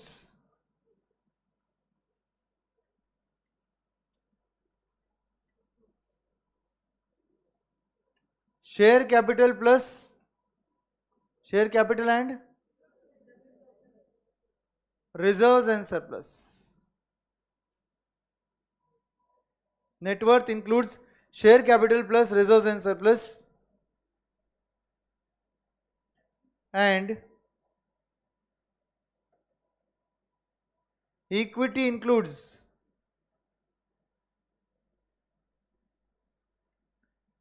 technically speaking, listen to me carefully, equity includes equity shareholders funds। क्या बोला? Equity share holders funds. क्या आता है उसमें? शेयर कैपिटल नहीं आता, इक्विटी शेयर कैपिटल आता है, समझा कि नहीं? और उसके साथ साथ क्या जुड़ता है? रिजर्व्स एंड सरप्लस, क्योंकि वो भी उनका ही पैसा है। रिजर्व्स किसको बिलोंग करता है? इन दोनों को बिलोंग करता है या सिर्फ इनको? सिर्फ इनको बिलोंग करता है, इक्विटी वालों को, क्योंकि इन्होंने तो फिक्स रेट लेके इनका निकल गए, समझे कि नहीं? तो equity includes equity share capital plus reserves and surplus. तो चाहिए तो वो लिख देंगे अपन, equity includes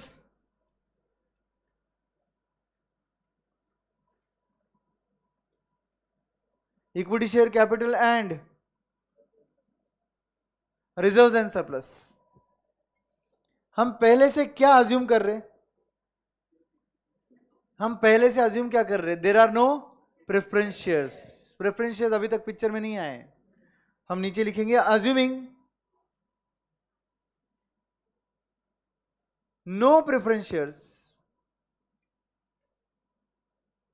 what will happen friends? Now your net worth will be equal to equity। समझा? नेटवर्थ में कितने आइटम्स आए थे? 3। कौन से 3? Equity share capital, reference share capital जिसको मिलाकर शेयर कैपिटल बोला अपने, और रिजर्व्स एंड सरप्लस। अगर मैं बोल रहा हूं प्रेफरेंस शेयर्स है ही नहीं, तो नेटवर्थ में 2 ही आइटम बचे, और वही 2 आइटम एग्जैक्टली इक्विटी होता है, समझा? तो यहां पर हम बोलेंगे assuming no preference share capital, comma net worth is equal to equity is equal to कितना अमाउंट? 25 lakhs। क्या लिखा अपन ने? net worth is equal to equity is equal to 25 lakhs। therefore debt is equal to 25 lakhs into 3 is equal to कितना? 75 lakh. Sir ऐसा क्यों लिख रहे हम? डेट टू इक्विटी रेशियो दिया है ना, कितना दिया है? 3:1। What is the meaning of 3:1 debt equity? अगर डेट 1 है तो इक्विटी 3 है, तो डेट कितना है आपने को पता है? सॉरी, इक्विटी कितना है पता है? 25 लाख। तो इंटू 3 करेंगे तो डेट आएगा ना, कितना आएगा? 75 lakh. Therefore interest is equal to 75 lakh पर 12%, विच इज इक्वल टू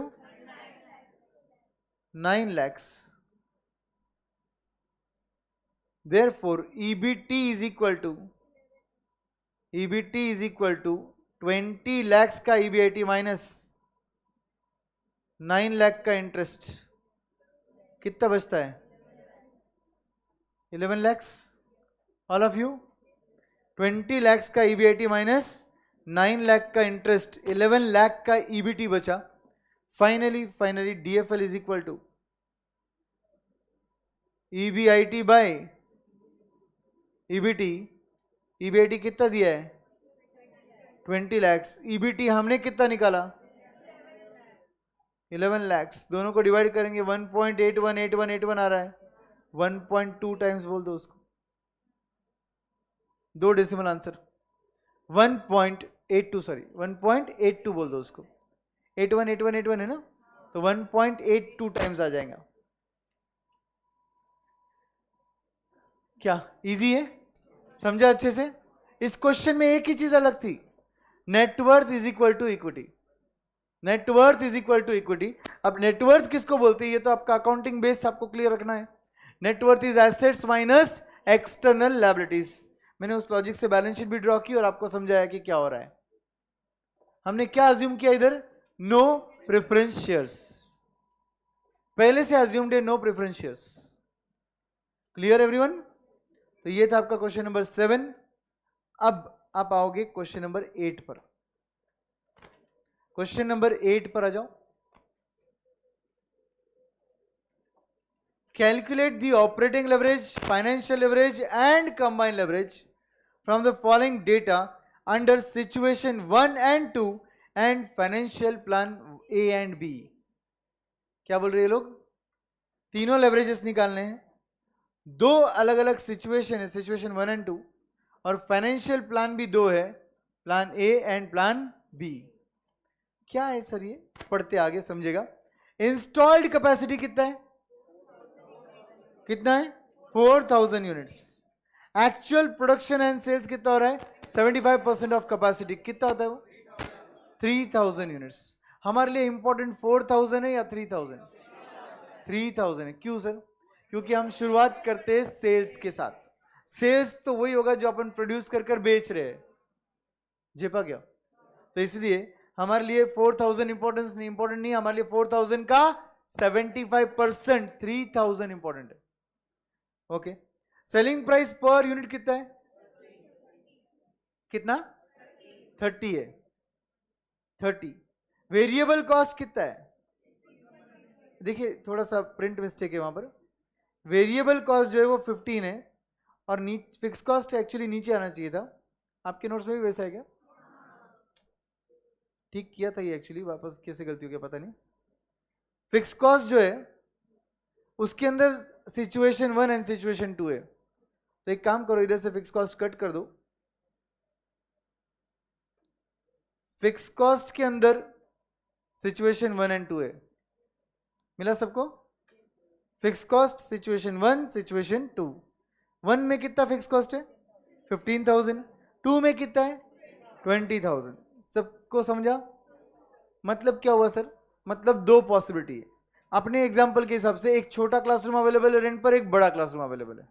अगर छोटा लेंगे तो फिक्स कॉस्ट रहेगा 15,000, अगर बड़ा क्लासरूम ले लेंगे तो रेंट रहेगा 20,000। Can there be two possible fix cost? Yes. तो दोनों पॉसिबल फिक्स कॉस्ट आपको सिचुएशन 1 एंड सिचुएशन 2 के नाम पे दिए। एंड नीचे बोला है financial plan A and B, capital structure में डेट इक्विटी का कॉम्बिनेशन है, दोनों में आप कितना पैसा रेज कर रहे हो, बोलो ना। प्लान ए हो या प्लान बी हो, आप टोटल पैसा कितना रेज कर रहे हो 20,000 20,000। Do you understand that the total is same? कहने से इसका मतलब कैपिटल स्ट्रक्चर अलग है, कैपिटल स्ट्रक्चर अलग है, बट कैपिटल का टोटल, जिसको कैपिटल एम्प्लॉयड बोलते हैं, वो सेम है। क्या बोलते हैं उसको? Capital employed. तो कैपिटल एम्प्लॉयड दोनों प्लान में कितना है 20,000 20,000। फिर क्या अलग है सर? उसका कॉम्बिनेशन अलग है। डेट फर्स्ट प्लान में, ए प्लान में आपका डेट इक्विटी का रेशियो कितना है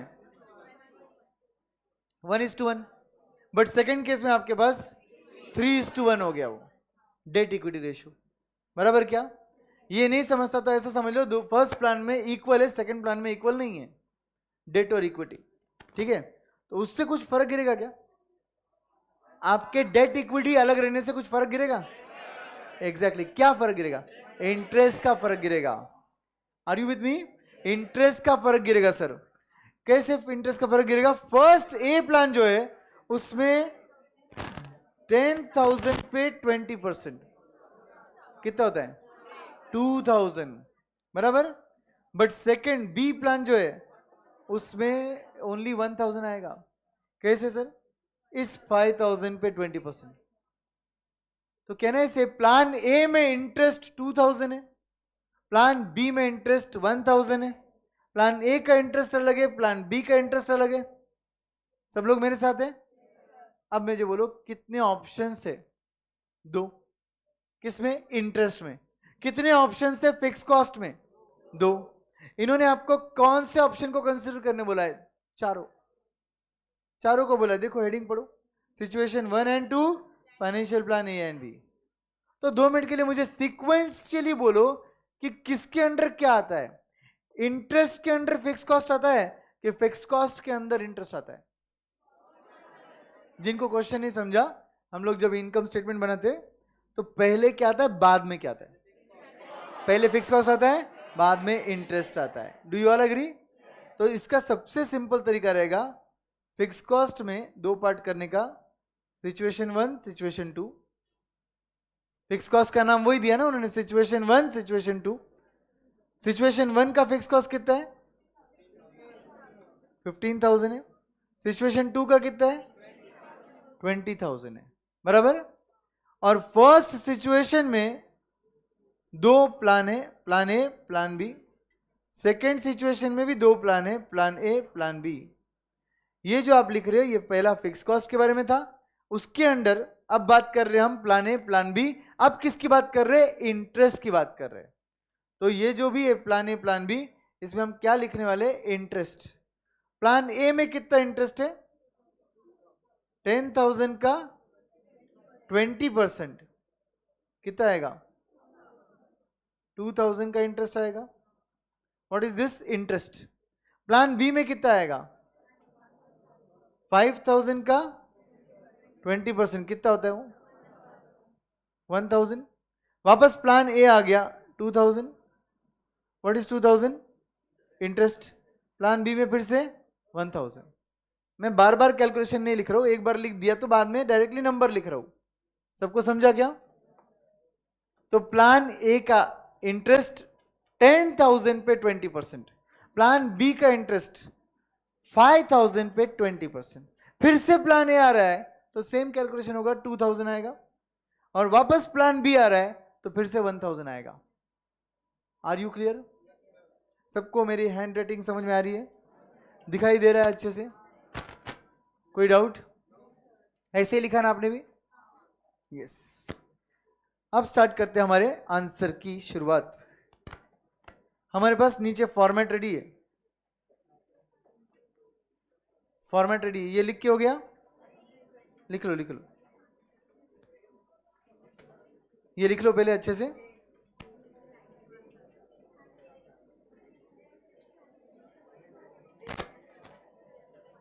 सर रियल लाइफ में प्रेफरेंस शेयर कैपिटल इक्विटी में इंक्लूड होते हैं या नहीं होते? डिपेंड करता है तुम कहां यूज कर रहे हो उसे. आगे सिलेबस में जाओगे तुम्हें धीरे धीरे समझ में आएगा.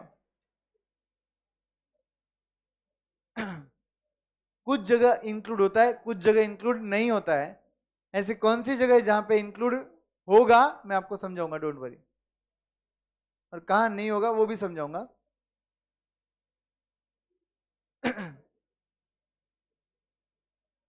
डन, लिख दिया.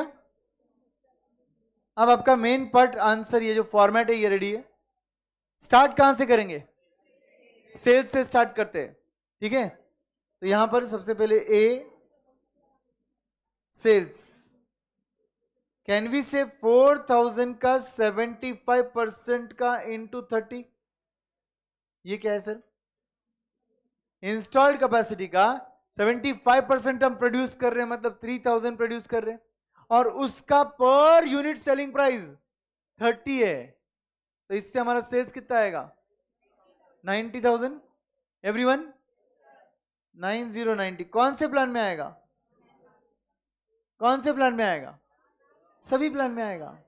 ये प्लान्स क्यों बने हैं मालूम है? और ये सिचुएशन क्यों बने? सिर्फ 2 चीजों के लिए, इंटरेस्ट और फिक्स कॉस्ट. बाकी सब जगह सब कुछ सेम है. और उस इंटरेस्ट और फिक्स कॉस्ट की वजह से कुछ चेंज हो रहा होगा तो ऑब्वियसली वो चेंज आएगा. तो सेल्स से लेकर कंट्रीब्यूशन तक का पार्ट सेम है दोस्तों, एवरीवन।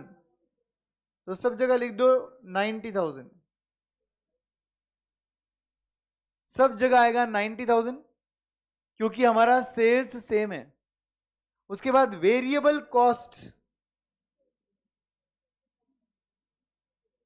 4,000 का 75% का इस बार 15 रुपीज ना, तो ऑब्वियसली 90,000 का आधा हो जाएगा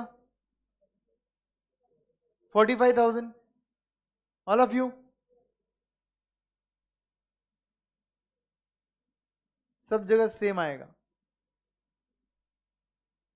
और कंट्रीब्यूशन कितना आएगा 45। ऑल ऑफ यू कंट्रीब्यूशन कितना आएगा 45,000।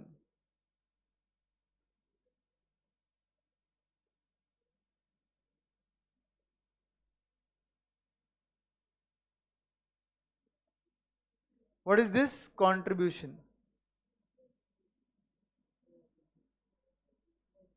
ए माइनस बी बोल सकते हैं क्या? A minus B contribution 45,000।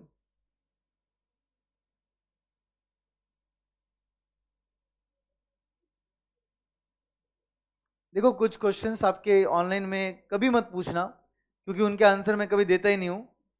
Sir ऐसे एग्जाम में क्वेश्चन आते हैं क्या, कितने मार्क के लिए आते हैं? फ्रैंकली बोलूं मैं आपको, एग्जाम में कुछ भी आ सकता है। इजी से इजी कॉन्सेप्ट आ जाएगा, कभी कभी टफ से टफ आएगा, बट याद रखिए exam is always a combination of easy and hard. Exam में ऐसा नहीं होता है कि सब इजी आ गया या सब हार्ड आ गया। आप जो टफ क्वेश्चन सुनते हो, पेपर बहुत टफ था, पेपर में एक्चुअली 2 ही क्वेश्चन टफ रहते, 2 ही क्वेश्चन टफ रहते, उसका इंपैक्ट बाकी क्वेश्चन पे आ जाता। इसलिए आपको लोग बोलते कि टफ क्वेश्चन था, वो भी 2 क्वेश्चन टफ थे, मतलब कुछ एक्स्ट्रा ऑर्डिनरी थे, आपको जहां कुछ ज्यादा ही सोचना पड़ा वो रहता है। तो ऐसा कुछ नहीं रहता बेटा, एग्जाम में क्वेश्चंस ऐसे आते हैं, इससे भी इजी आते हैं, इससे भी टफ आते हैं। आपको मैं हर लेवल पर प्रिपेयर करूंगा, ये मेरा वादा है आपसे। आपको बस विश्वास करना है और मेरे साथ साथ स्टार्ट से एंड पॉइंट तक जुड़ना है। सबसे बड़ा मिस्टेक स्टूडेंट्स करते हैं प्रेडिक्टिंग आईसीआई एंड प्रशांत सारडा। आपको समझ जाएगा मेरे टेस्ट पेपर में मैं ऐसा क्यों बोल रहा हूं।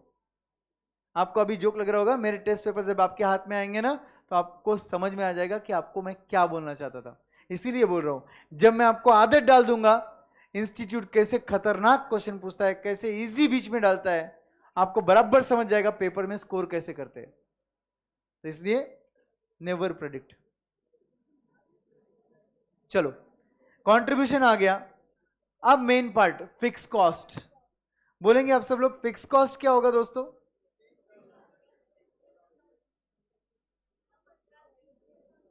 फिक्स कॉस्ट सिचुएशन 1 में कितना 15,000 पक्का? सेकंड नहीं, सेकंड रो सेकंड कॉलम में 15 ही लिखना पड़ेगा। क्यों? सिचुएशन 1 चल रहा है अभी तक, ऑल ऑफ यू। तो ये क्या आएगा 15,000 आएगा, बाजू में अभी 20। क्यों 20 हुआ? सिचुएशन 2 आ गया। अब वापस से क्या होगा 20,000। आई होप सबको समझा है everyone. Then E part, EBIT will be C minus D.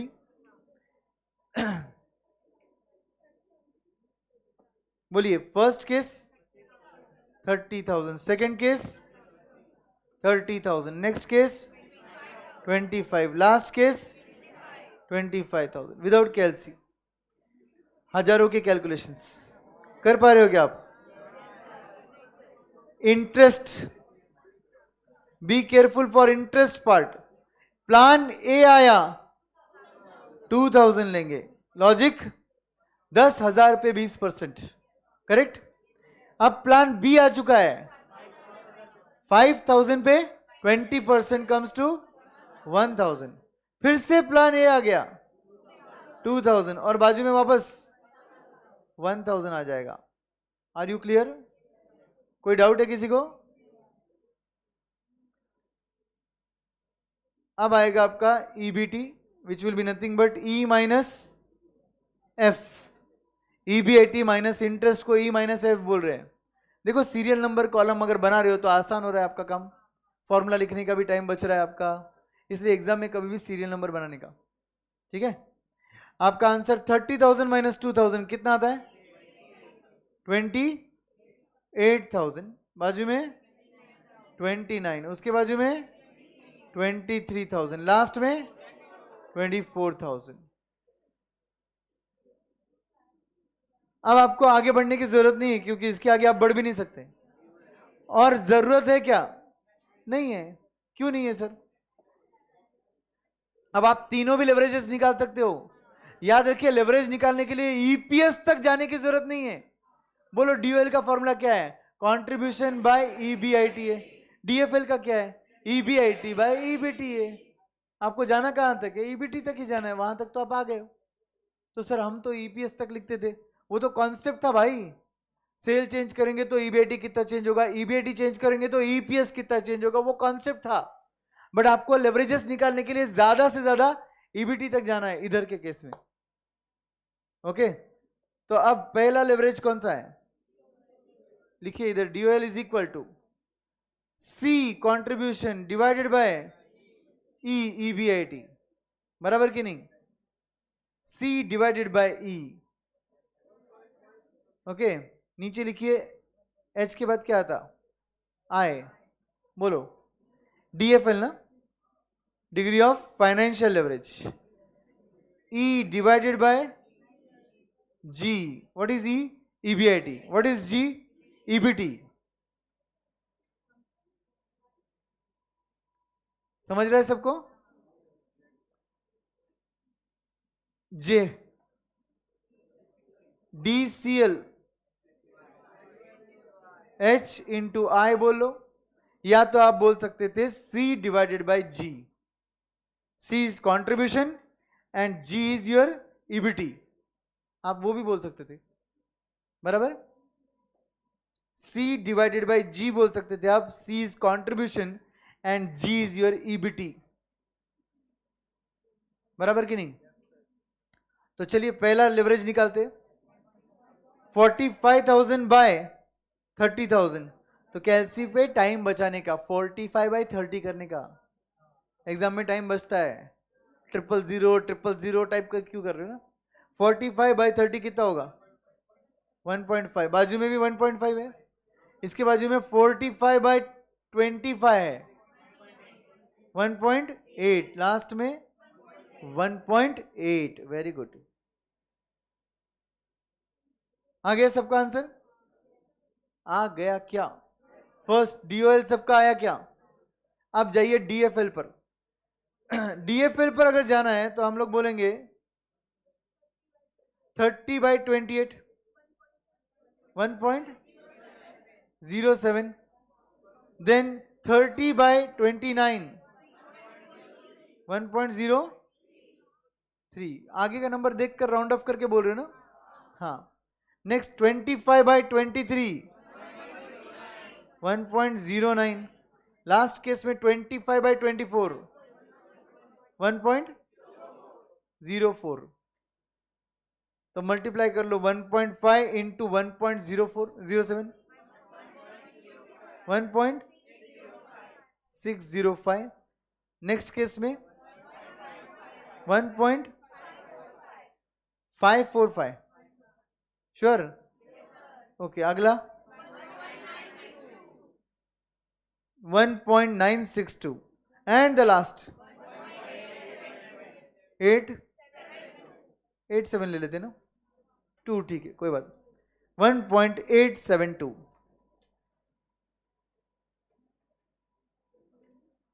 समझा?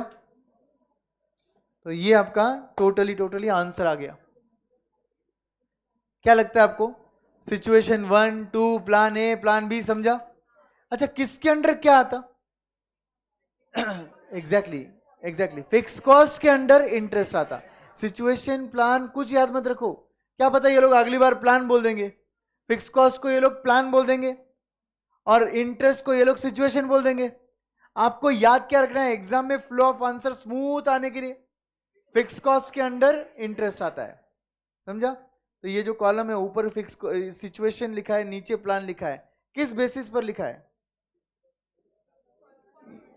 ये जो सिचुएशन है ये फिक्स कॉस्ट के लिए है, और ये जो है ये इंटरेस्ट के लिए। क्या इतना बात आपको समझा? इन टाइप के क्वेश्चन में सिर्फ ये बात इंपॉर्टेंट होता है, और ऑब्वियसली इसके बेसिस पर नीचे का आंसर। ठीक है एवरीवन?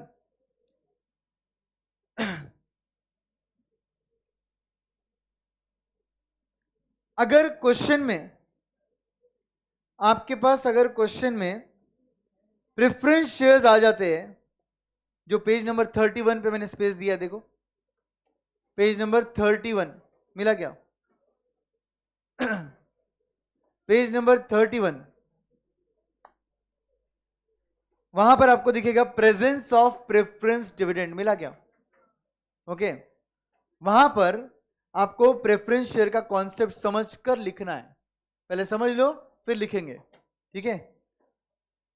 प्रेफरेंस शेयर्स आने के बाद ऑपरेटिंग पार्ट चेंज होगा या फाइनेंशियल होगा या दोनों होगा? एग्जैक्टली, फाइनेंशियल पार्ट चेंज होगा, सिर्फ फाइनेंशियल पार्ट, क्योंकि sales minus variable cost, contribution minus fix cost, EBIT, यहां तक तो कोई प्रेफरेंस का लॉजिक भी बनता नहीं। इनका डिविडेंड जो दिया जा रहा है वो तो उसके बाद दिया जाएगा। तो कहना है इससे ऑपरेटिंग पार्ट ही चेंज नहीं हो रहा है, तो ऑपरेटिंग के फॉर्मूले में चेंज नहीं होगा, ऑपरेटिंग के आंसर में भी चेंज नहीं आएगा। समझा?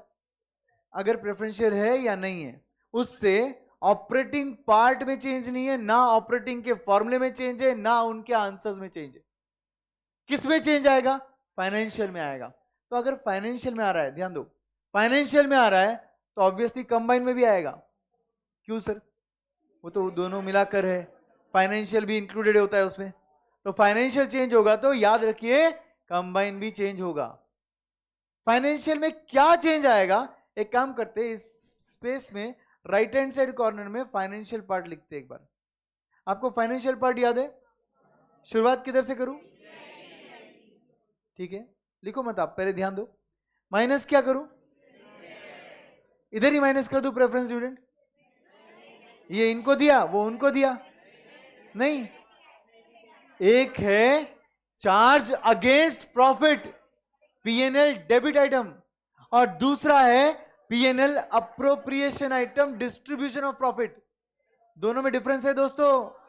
ऐसा मत सोचिए दोनों आउटसाइडर को दे रहे। आउटसाइडर ये है जिन्होंने लोन दिया है, ये भी आउटसाइडर है क्या? नहीं, इन्होंने शेयर कैपिटल दिया है। ये रियल ओनर्स नहीं है, मगर क्योंकि इन्होंने फिक्स्ड रेट से डिविडेंड लिया और रिडम्पशन के वक्त भी प्रायोरिटी मांगा। समझा कि नहीं? तो फिर इसका मतलब इनको देने के बाद बचेगा ईबीटी, जिस पर आप गवर्नमेंट को टैक्स दोगे, उसके बाद इनका पिक्चर आता है। तो यहां पर हम बोलेंगे ईबीटी, अब करेंगे माइनस टैक्स, अब अर्निंग आफ्टर टैक्स आएगा। Can I call this as NI, net income? No, because NI किसको बोलते हैं? एग्जैक्टली, एनआई बोलते हैं जो इक्विटी शेयर होल्डर्स के लिए अवेलेबल होता है। ये इनकम अब आपके लिए अवेलेबल नहीं है, क्योंकि पिक्चर में प्रेफरेंस शेयर्स वाले भी आ गए। समझे? तो ऐसे केस में ईएटी में से माइनस किया जाएगा प्रेफरेंस डिविडेंड, पीडी मतलब प्रेफरेंस डिविडेंड, और अब मिलेगा मुझे NI. Do you agree? EAT में से पहले प्रेफरेंस वालों को पैसा दिया, अब जो बचा वो इनको बिलोंग करता है, राइट? इससे हम क्या निकालेंगे? EPS, same logic, NI divide by number of which shares? Equity shares. Yes, तो ये फाइनेंशियल पार्ट है। आई होप फाइनेंशियल पार्ट में किसी को कोई डाउट नहीं है। एक ही जगह चेंज किया, क्या चेंज है सर? ईएटी के बाद एनआई नहीं बुलाते हुए प्रेफरेंस वालों को पैसा देकर फिर एनआई बुलाया। अरे ये आप जिंदगी में पहली बार नहीं कर रहे हो, आपने अब तक पीएनएल अप्रोप्रिएशन अकाउंट्स बनाए थे। पीएनएल अप्रोप्रिएशन में आपने पहले पे किया प्रेफरेंस डिविडेंड, फिर इक्विटी वालों का डिविडेंड लिखते थे आप, याद आया? और जो बचता था वो रिजर्व्स में जाता था। पीएनएल अप्रोप्रिएशन बैलेंस बोलकर लायबिलिटी साइड में अकाउंटिंग आता है। अच्छा, टैक्सेशन आता है। टैक्सेशन में भी अपन ने क्या देखा, पहले इंटरेस्ट पीएनएल डेबिट होता है, फिर नेट प्रॉफिट आता है जो मेरे भाषा में ईबीटी है, उस पर हम गवर्नमेंट को पे करते हैं टैक्स, फिर बचता है प्रॉफिट आफ्टर टैक्स जिसको मैं ईएटी बुला रहा हूं, और फिर उसमें से हम पे करते हैं प्रेफरेंस वालों को। एंड अब इनको भी दे दिया, इनको भी दे दिया, गवर्नमेंट को भी दे दिया, सबको देने के बाद जो बचता है, ये तो 11th से आप पढ़ रहे हो, 11th कॉमर्स से आप पढ़ रहे हो कि सबको देने के बाद जो रेसिड्यूअरी बचता है वो तो इक्विटी वालों का है। तो जो आज तक थ्योरी में पढ़ते थे, रियल में देख रहे हो आप कैसे सबको डिस्ट्रीब्यूट करने के बाद जो बचा वो आपका है, और उसको divide by number of shares करने से ईपीएस आया। समझे? नाउ मेरा फर्स्ट फॉर्मूला डीएफएल का है परसेंटेज चेंज इन, लिखो मत, बोलिए, EPS bye percentage change in EBIT. अगर आप अच्छे से इस फॉर्मूले को देखोगे तो आपको समझेगा कि ये फॉर्मूले तो भाई साहब क्या किया, मालूम है क्या, इस फॉर्मूले ने सब चीजों का इंपैक्ट ले लिया। क्यों सर? ये डायरेक्ट एंड पॉइंट और स्टार्ट पॉइंट को कनेक्ट कर रहा है। उसमें डिविडेंड है तो उसका भी इंपैक्ट आ गया, नहीं है तो कोई बात नहीं। Do you agree? इस फॉर्मूले में प्रेफरेंस डिविडेंड का इंपैक्ट ऑलरेडी आया है। Do you agree? तो फॉर्मूला बदलने की जरूरत है क्या? नहीं है। This formula will remain same. क्यों सर? आप लास्ट पॉइंट ले रहे हो, परसेंटेज चेंज इन ईपीएस। अगर पीडी रहेगा तो ईपीएस कुछ और आएगा, पीडी नहीं रहेगा तो ईपीएस कुछ और आएगा। तो रहना और नहीं रहने से क्या बदला? ईपीएस। ईपीएस आपके फॉर्मूले में आ रहा है क्या? यस। तो आंसर में इफेक्ट आ रहा है, हमको फॉर्मूला बदलने की जरूरत नहीं है। तो this formula will remain same. Do you agree? तो भैया ये फॉर्मूला तो सेम रहेगा। नाउ डीएफएल का सेकेंड फॉर्मूला याद है क्या? बोलिए जरा। EBIT by EBT, correct? EBIT by EBT, ठीक है। इसका लॉजिक याद है क्या आपको? हाँ सर, इंटरेस्ट के पहले इंटरेस्ट के बाद, करेक्ट, ठीक है। अब मुझे एक बात बोलो, can I right EBIT by EBIT minus interest? Any problem? क्या हमने फॉर्मूला चेंज किया? अभी तक फॉर्मूला चेंज नहीं हुआ है, फॉर्मूले का स्टाइल चेंज हुआ है। अभी भी डिनोमिनेटर क्या है? ईबीटी है, करेक्ट। लेस इंटरेस्ट क्यों कर रहे हो? मालूम है, इंटरेस्ट एक फिक्स कॉस्ट है इसलिए लेस कर रहे हो, बराबर कि नहीं? इंटरेस्ट के पहले और इंटरेस्ट के बाद इंटरेस्ट लेस क्यों हुआ? फिक्स कॉस्ट है इसलिए लेस हुआ। Do you agree? Fix cost of क्या है वो? ऑपरेशन या फाइनेंस? फाइनेंस। Very good. अब ध्यान से सुनो, जैसे इंटरेस्ट आप बोल रहे थे फिक्स कॉस्ट है, तो प्रेफरेंस डिविडेंड भी तो फिक्स कॉस्ट ही है। क्यों सर? इनका रेट ऑफ डिविडेंड भी तो फिक्स होता है, हाँ या ना? तो जैसे इंटरेस्ट माइनस हुआ है वैसे यहां पर माइनस होना चाहिए था preference dividend. Do you agree? But एक छोटा सा गड़बड़ है, इंटरेस्ट पहले माइनस होके बाद में टैक्स आता है, बट पहले टैक्स हो रहा है और बाद में पीडी माइनस हो रहा है। Everyone focus. इंटरेस्ट पहले माइनस हो रहा है, बाद में टैक्स आ रहा है, तो इंटरेस्ट का कोई प्रॉब्लम ही नहीं है। बट पीडी लेस करने के पहले क्या हो रहा है? टैक्स आ रहा है। तो सर उससे क्या होगा? एग्जाम्पल लेके समझते हैं उससे क्या होगा। सपोज इंटरेस्ट देना है 10 रुपया, प्रेफरेंस डिविडेंड भी देना है 10 रुपया। आपको पता है इंटरेस्ट 10 का देने के लिए कमिटमेंट कितने का है? सिर्फ 10 का है। अगर मेरा इंटरेस्ट 10 रुपए का है तो मेरा कमिटमेंट कितने का है? 10 का है। बट प्रेफरेंस डिविडेंड 10 का रहेगा ना, तो मेरा कमिटमेंट 10 का नहीं होता है, 10 से ज्यादा का होता है। जिनको नहीं समझा ध्यान दो, आई एम श्योर किसी को भी नहीं समझा होगा कि इंटरेस्ट देना है ना तो मुझे कमाना कितना होगा? मुझे इनको 10 रुपए का इंटरेस्ट देना है, कितना कमाऊं? 10 रुपया कमा दिया तो भी चलेगा ना? क्या प्रॉब्लम है? 10 रुपया कमाया, 10 रुपया दे दिया, प्रॉफिट बिफोर टैक्स कितना हो गया? 0, चलेगा ना? इनको 10 मिल गया, कोई प्रॉब्लम नहीं है। सेम लाइक दिस, इनको 10 रुपया पे करना है प्रेफरेंस वालों को, कितना कमाना होगा? चलो 10 कमा के देखते हैं। जैसे 10 कमाए माइनस टैक्स होगा 30%। कितना? 30। गवर्नमेंट बोलेगा 10 की कमाई है क्या तेरी? मतलब इंटरेस्ट देने के बाद बोल रहा हूं, इंटरेस्ट देने के बाद कमाई कितनी बची? 10। गवर्नमेंट बोलेगा 10 की कमाई है, चल 30% हमको दे। हमारे हाथ में 10 रुपया था, इनको 10 देना था। गवर्नमेंट आया, छीन के ले गया 3 रुपया। अब हमारे पास में 7 रुपया। ये लोग घूर के देख रहे हैं हमको। इनको देना कितना है? 10। कितना बचा? अपना 3 गया गवर्नमेंट के पास।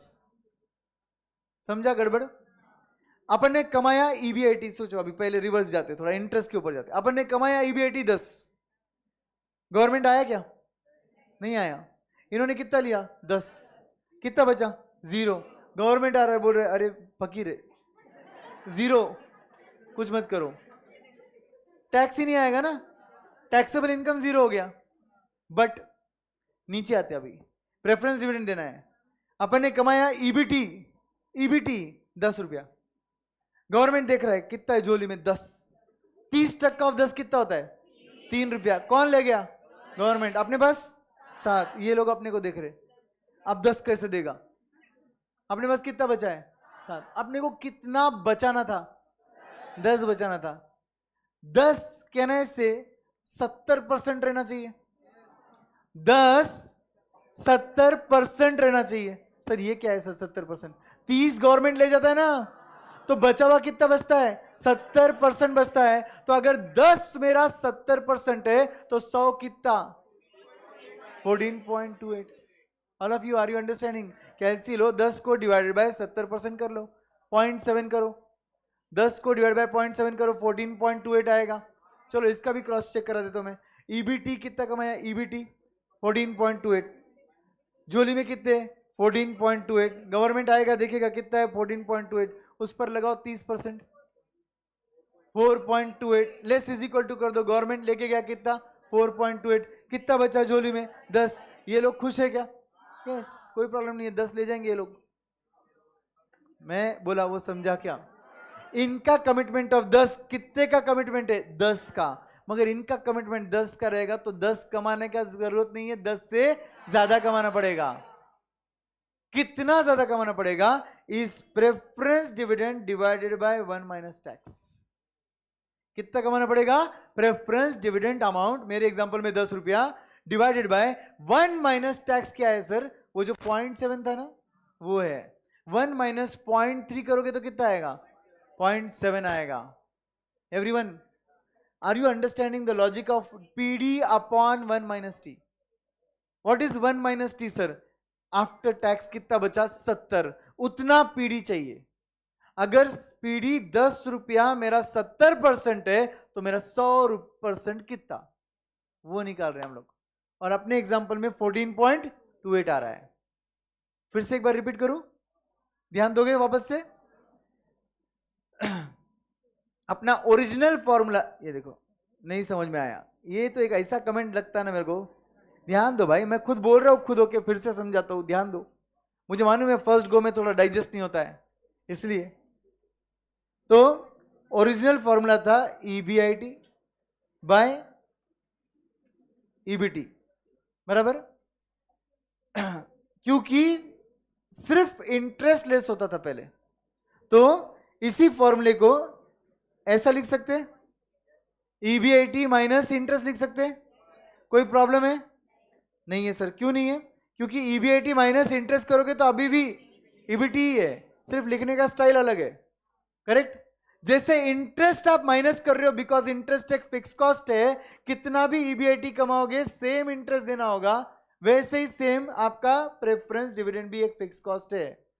कितना भी ईबीआईटी कमाओगे पीडी सेम रेट से देते हो। Do you agree? इसलिए तो आप बोलते हो ना 9% preference shares, 10% preference shares. Preference shares जहां जहां लिखा रहता है ना उसके पहले एक रेट लिखा रहता है, क्योंकि प्रेफरेंस डिविडेंड का रेट फिक्स होता है। तो अगर वो भी फिक्स होता है तो इंटरेस्ट के जैसे उसको भी माइनस करना पड़ेगा। बट एक गड़बड़ है, आप माइनस कर दो पीडी, कोई प्रॉब्लम नहीं है, पीडी माइनस कर दो।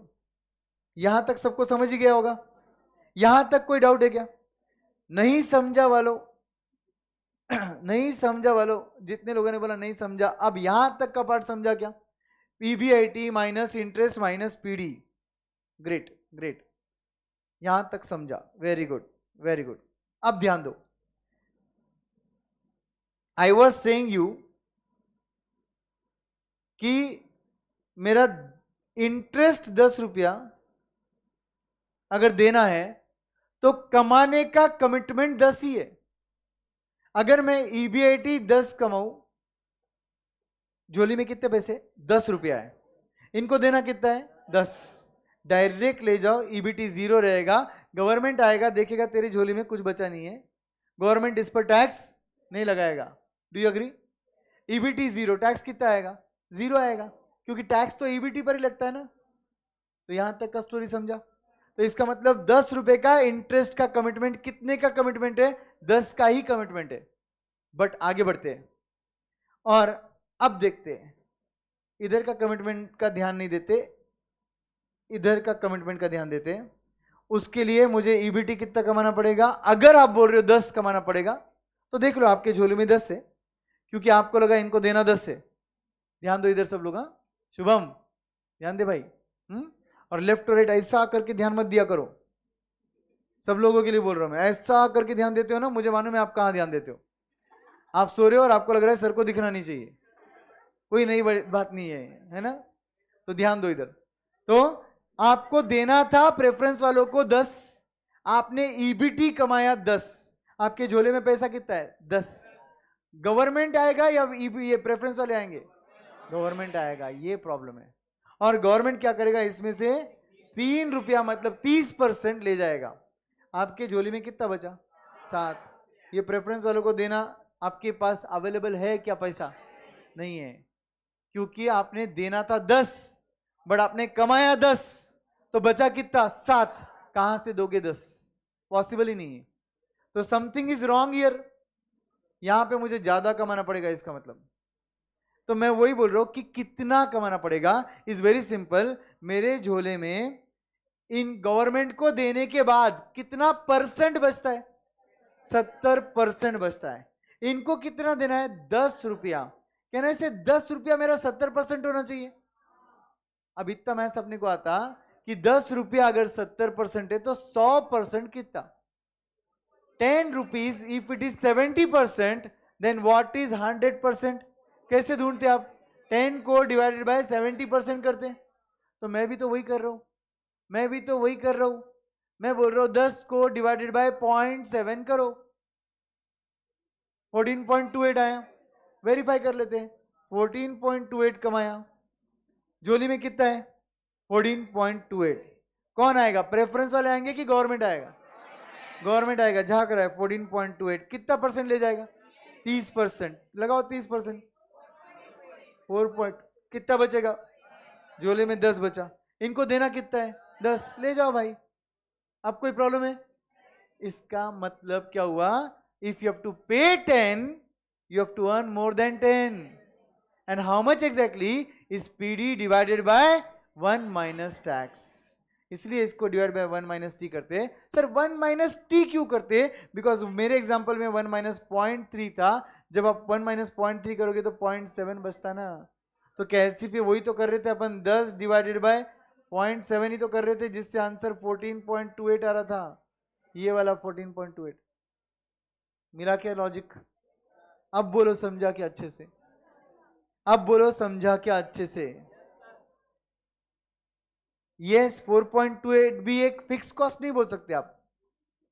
10 के एंगल से फिक्स कॉस्ट बोलना रहेगा तो ठीक है, बट फिक्स कॉस्ट उसको क्यों नहीं बुलाते? बिकॉज वो आपके अर्निंग के हिसाब से वैरी होता है।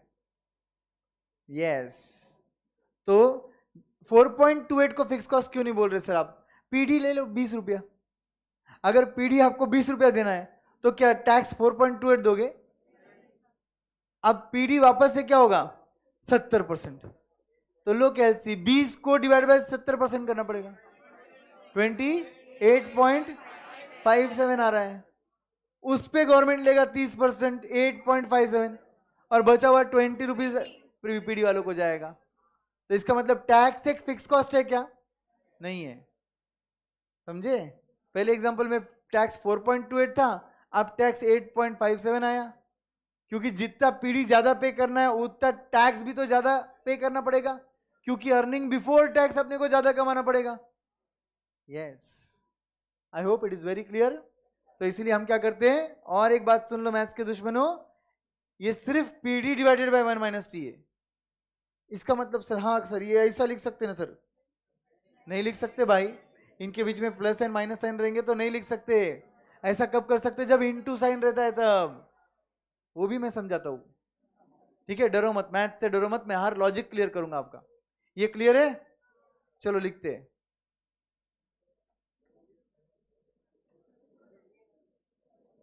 एग्जैक्टली यही लिखना है आपको.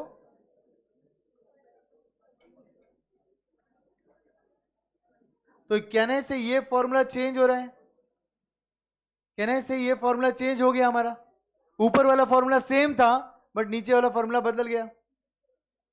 लिख लो, EBIT divided by EBIT minus interest. DFL का फॉर्मूला पहला वाला परसेंटेज चेंज वाला वैसे लिख दो. उसको भी देख के लिखते क्या आप परसेंटेज चेंज वाले को? नहीं ना.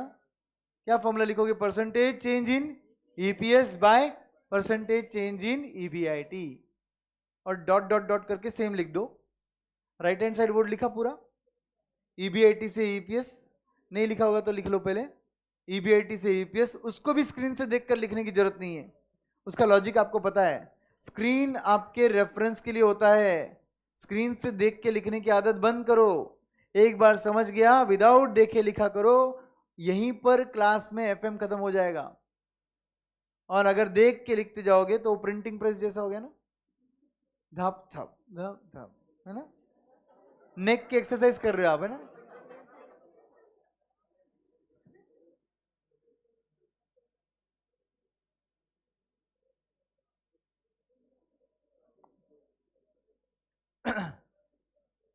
निखिल बोल रहे सर इसका मतलब EAT PD से ज्यादा होना चाहिए. EAT PD जितना होना चाहिए. यहां पर EBT ज्यादा होना चाहिए था.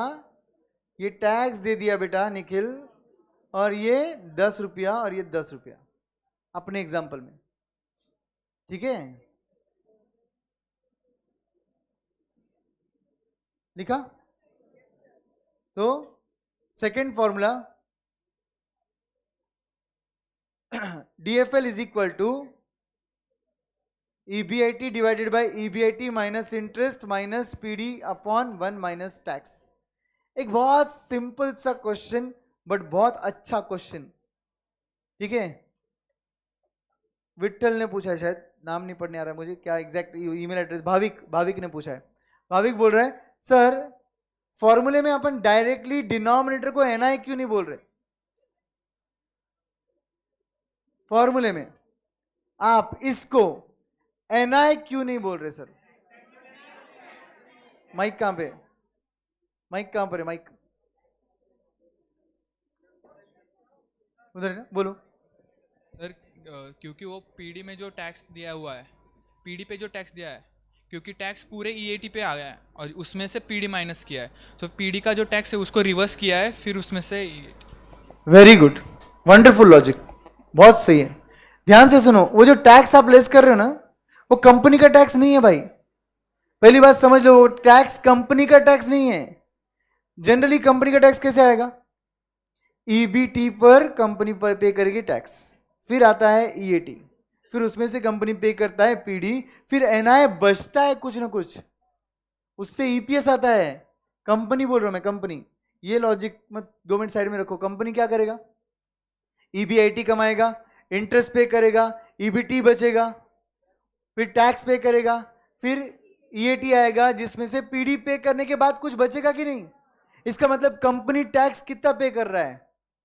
PD divided by 1 minus T के जितना कमाना पड़ेगा क्या कंपनी को? ध्यान दो, ध्यान दो इधर. Everyone focus. मैं क्या बोल रहा हूं, बहुत इंपॉर्टेंट है ये. अगर आप सोच रहे हो इधर 10 देना है तो इधर 10 है, तो इधर 4.28 है, ये 14.28 था. अगर सिचुएशन ऐसा है ना दोस्तों कि आपको 10 देना है और ऐसा कर रहे हो, तो मैं आपको बता दूं आपका NI 0 आता है. तो क्या आपको लगता है आपका EPS भी 0 आएगा? क्या हर कंपनी का NI और EPS 0 होता है? फिर हमारे इस फॉर्मूले में ये जो डिनोमिनेटर है ये हमारा एनआई नहीं है, हमारा एनआई नहीं है, ये हमारा ईबीआईटी बहुत बड़ा अमाउंट होता है दोस्तों। ये सब जाने के बाद नीचे एनआई जो है वो पॉजिटिव आता है। Do you agree? तो मेरा टैक्स भी ज्यादा जाएगा, मेरा इंटरेस्ट लेस होने के बाद जो बचेगा यहां पर ईबीटी, उस पर कंपनी पे करेगी कंपनी का ओवरऑल टैक्स। कंपनी का क्या बोला मैंने? Overall tax. आपको समझ रहा है क्या? और उसके बाद बच रहा है ईएटी, जो कि 10 रुपया नहीं है, 10 से बहुत बड़ा अमाउंट रहेगा। ये देने के बाद भी एनआई बचेगा कि नहीं? फिर ईपीएस 0 नहीं आना चाहिए ना? तो कंपनी का एनआई अलग होता है और ये लॉजिक अलग होता है। ये लॉजिक में हम क्या देख रहे थे?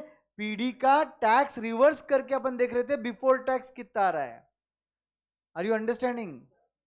आपको क्वेश्चन आंसर जब सॉल्व करेंगे ना अपन, तभी एग्जैक्टली समझ जाएगा क्या बोल रहे हैं। वो एनआई है ही नहीं, ठीक है? वो पीडी के रिवर्स कर पीडी पर आने वाला, पीडी को पे करने के लिए जितना कमाना पड़ेगा उसके हिसाब से टैक्स था। वो कंपनी का टैक्स नहीं था। ओके, क्वेश्चन आंसर्स के वक्त और भी डिटेल में समझेंगे इस बात को। लास्ट पार्ट पे ध्यान दो। आप होमवर्क के तौर पे डीसीएल का दोनों फॉर्मूलेज, रादर तीनों फॉर्मूलेज यहां पर लिखोगे। पहला फॉर्मूला कौन सा है? परसेंटेज चेंज वाला। दूसरा फॉर्मूला कौन सा है? कंट्रीब्यूशन बाय ईबीटी वाला। आप बना के आओगे पेंसिल से। लॉजिक पूरा आपके सामने है, पूरा लॉजिक आपके सामने है। और लास्ट फॉर्मूला कौन सा था? DOL into DFL. आप सोचोगे क्या वो फॉर्मूला बदलने की जरूरत है? अगर नहीं तो वेरी गुड, कॉपी पेस्ट। अगर बदलना है तो क्या बदलेगा और कैसे बदलेगा, ये आप सोच के आओगे और इसके ऊपर बेसिस पे हम लोग डिसीजन कल देखेंगे क्या होता है। एक होमवर्क का क्वेश्चन नोट करो। ये तो ऑब्वियसली आपका छोटा सा होमवर्क है। मेन होमवर्क है आपका क्वेश्चन नंबर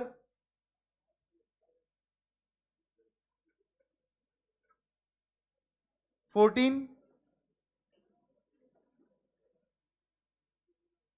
क्वेश्चन नंबर 17।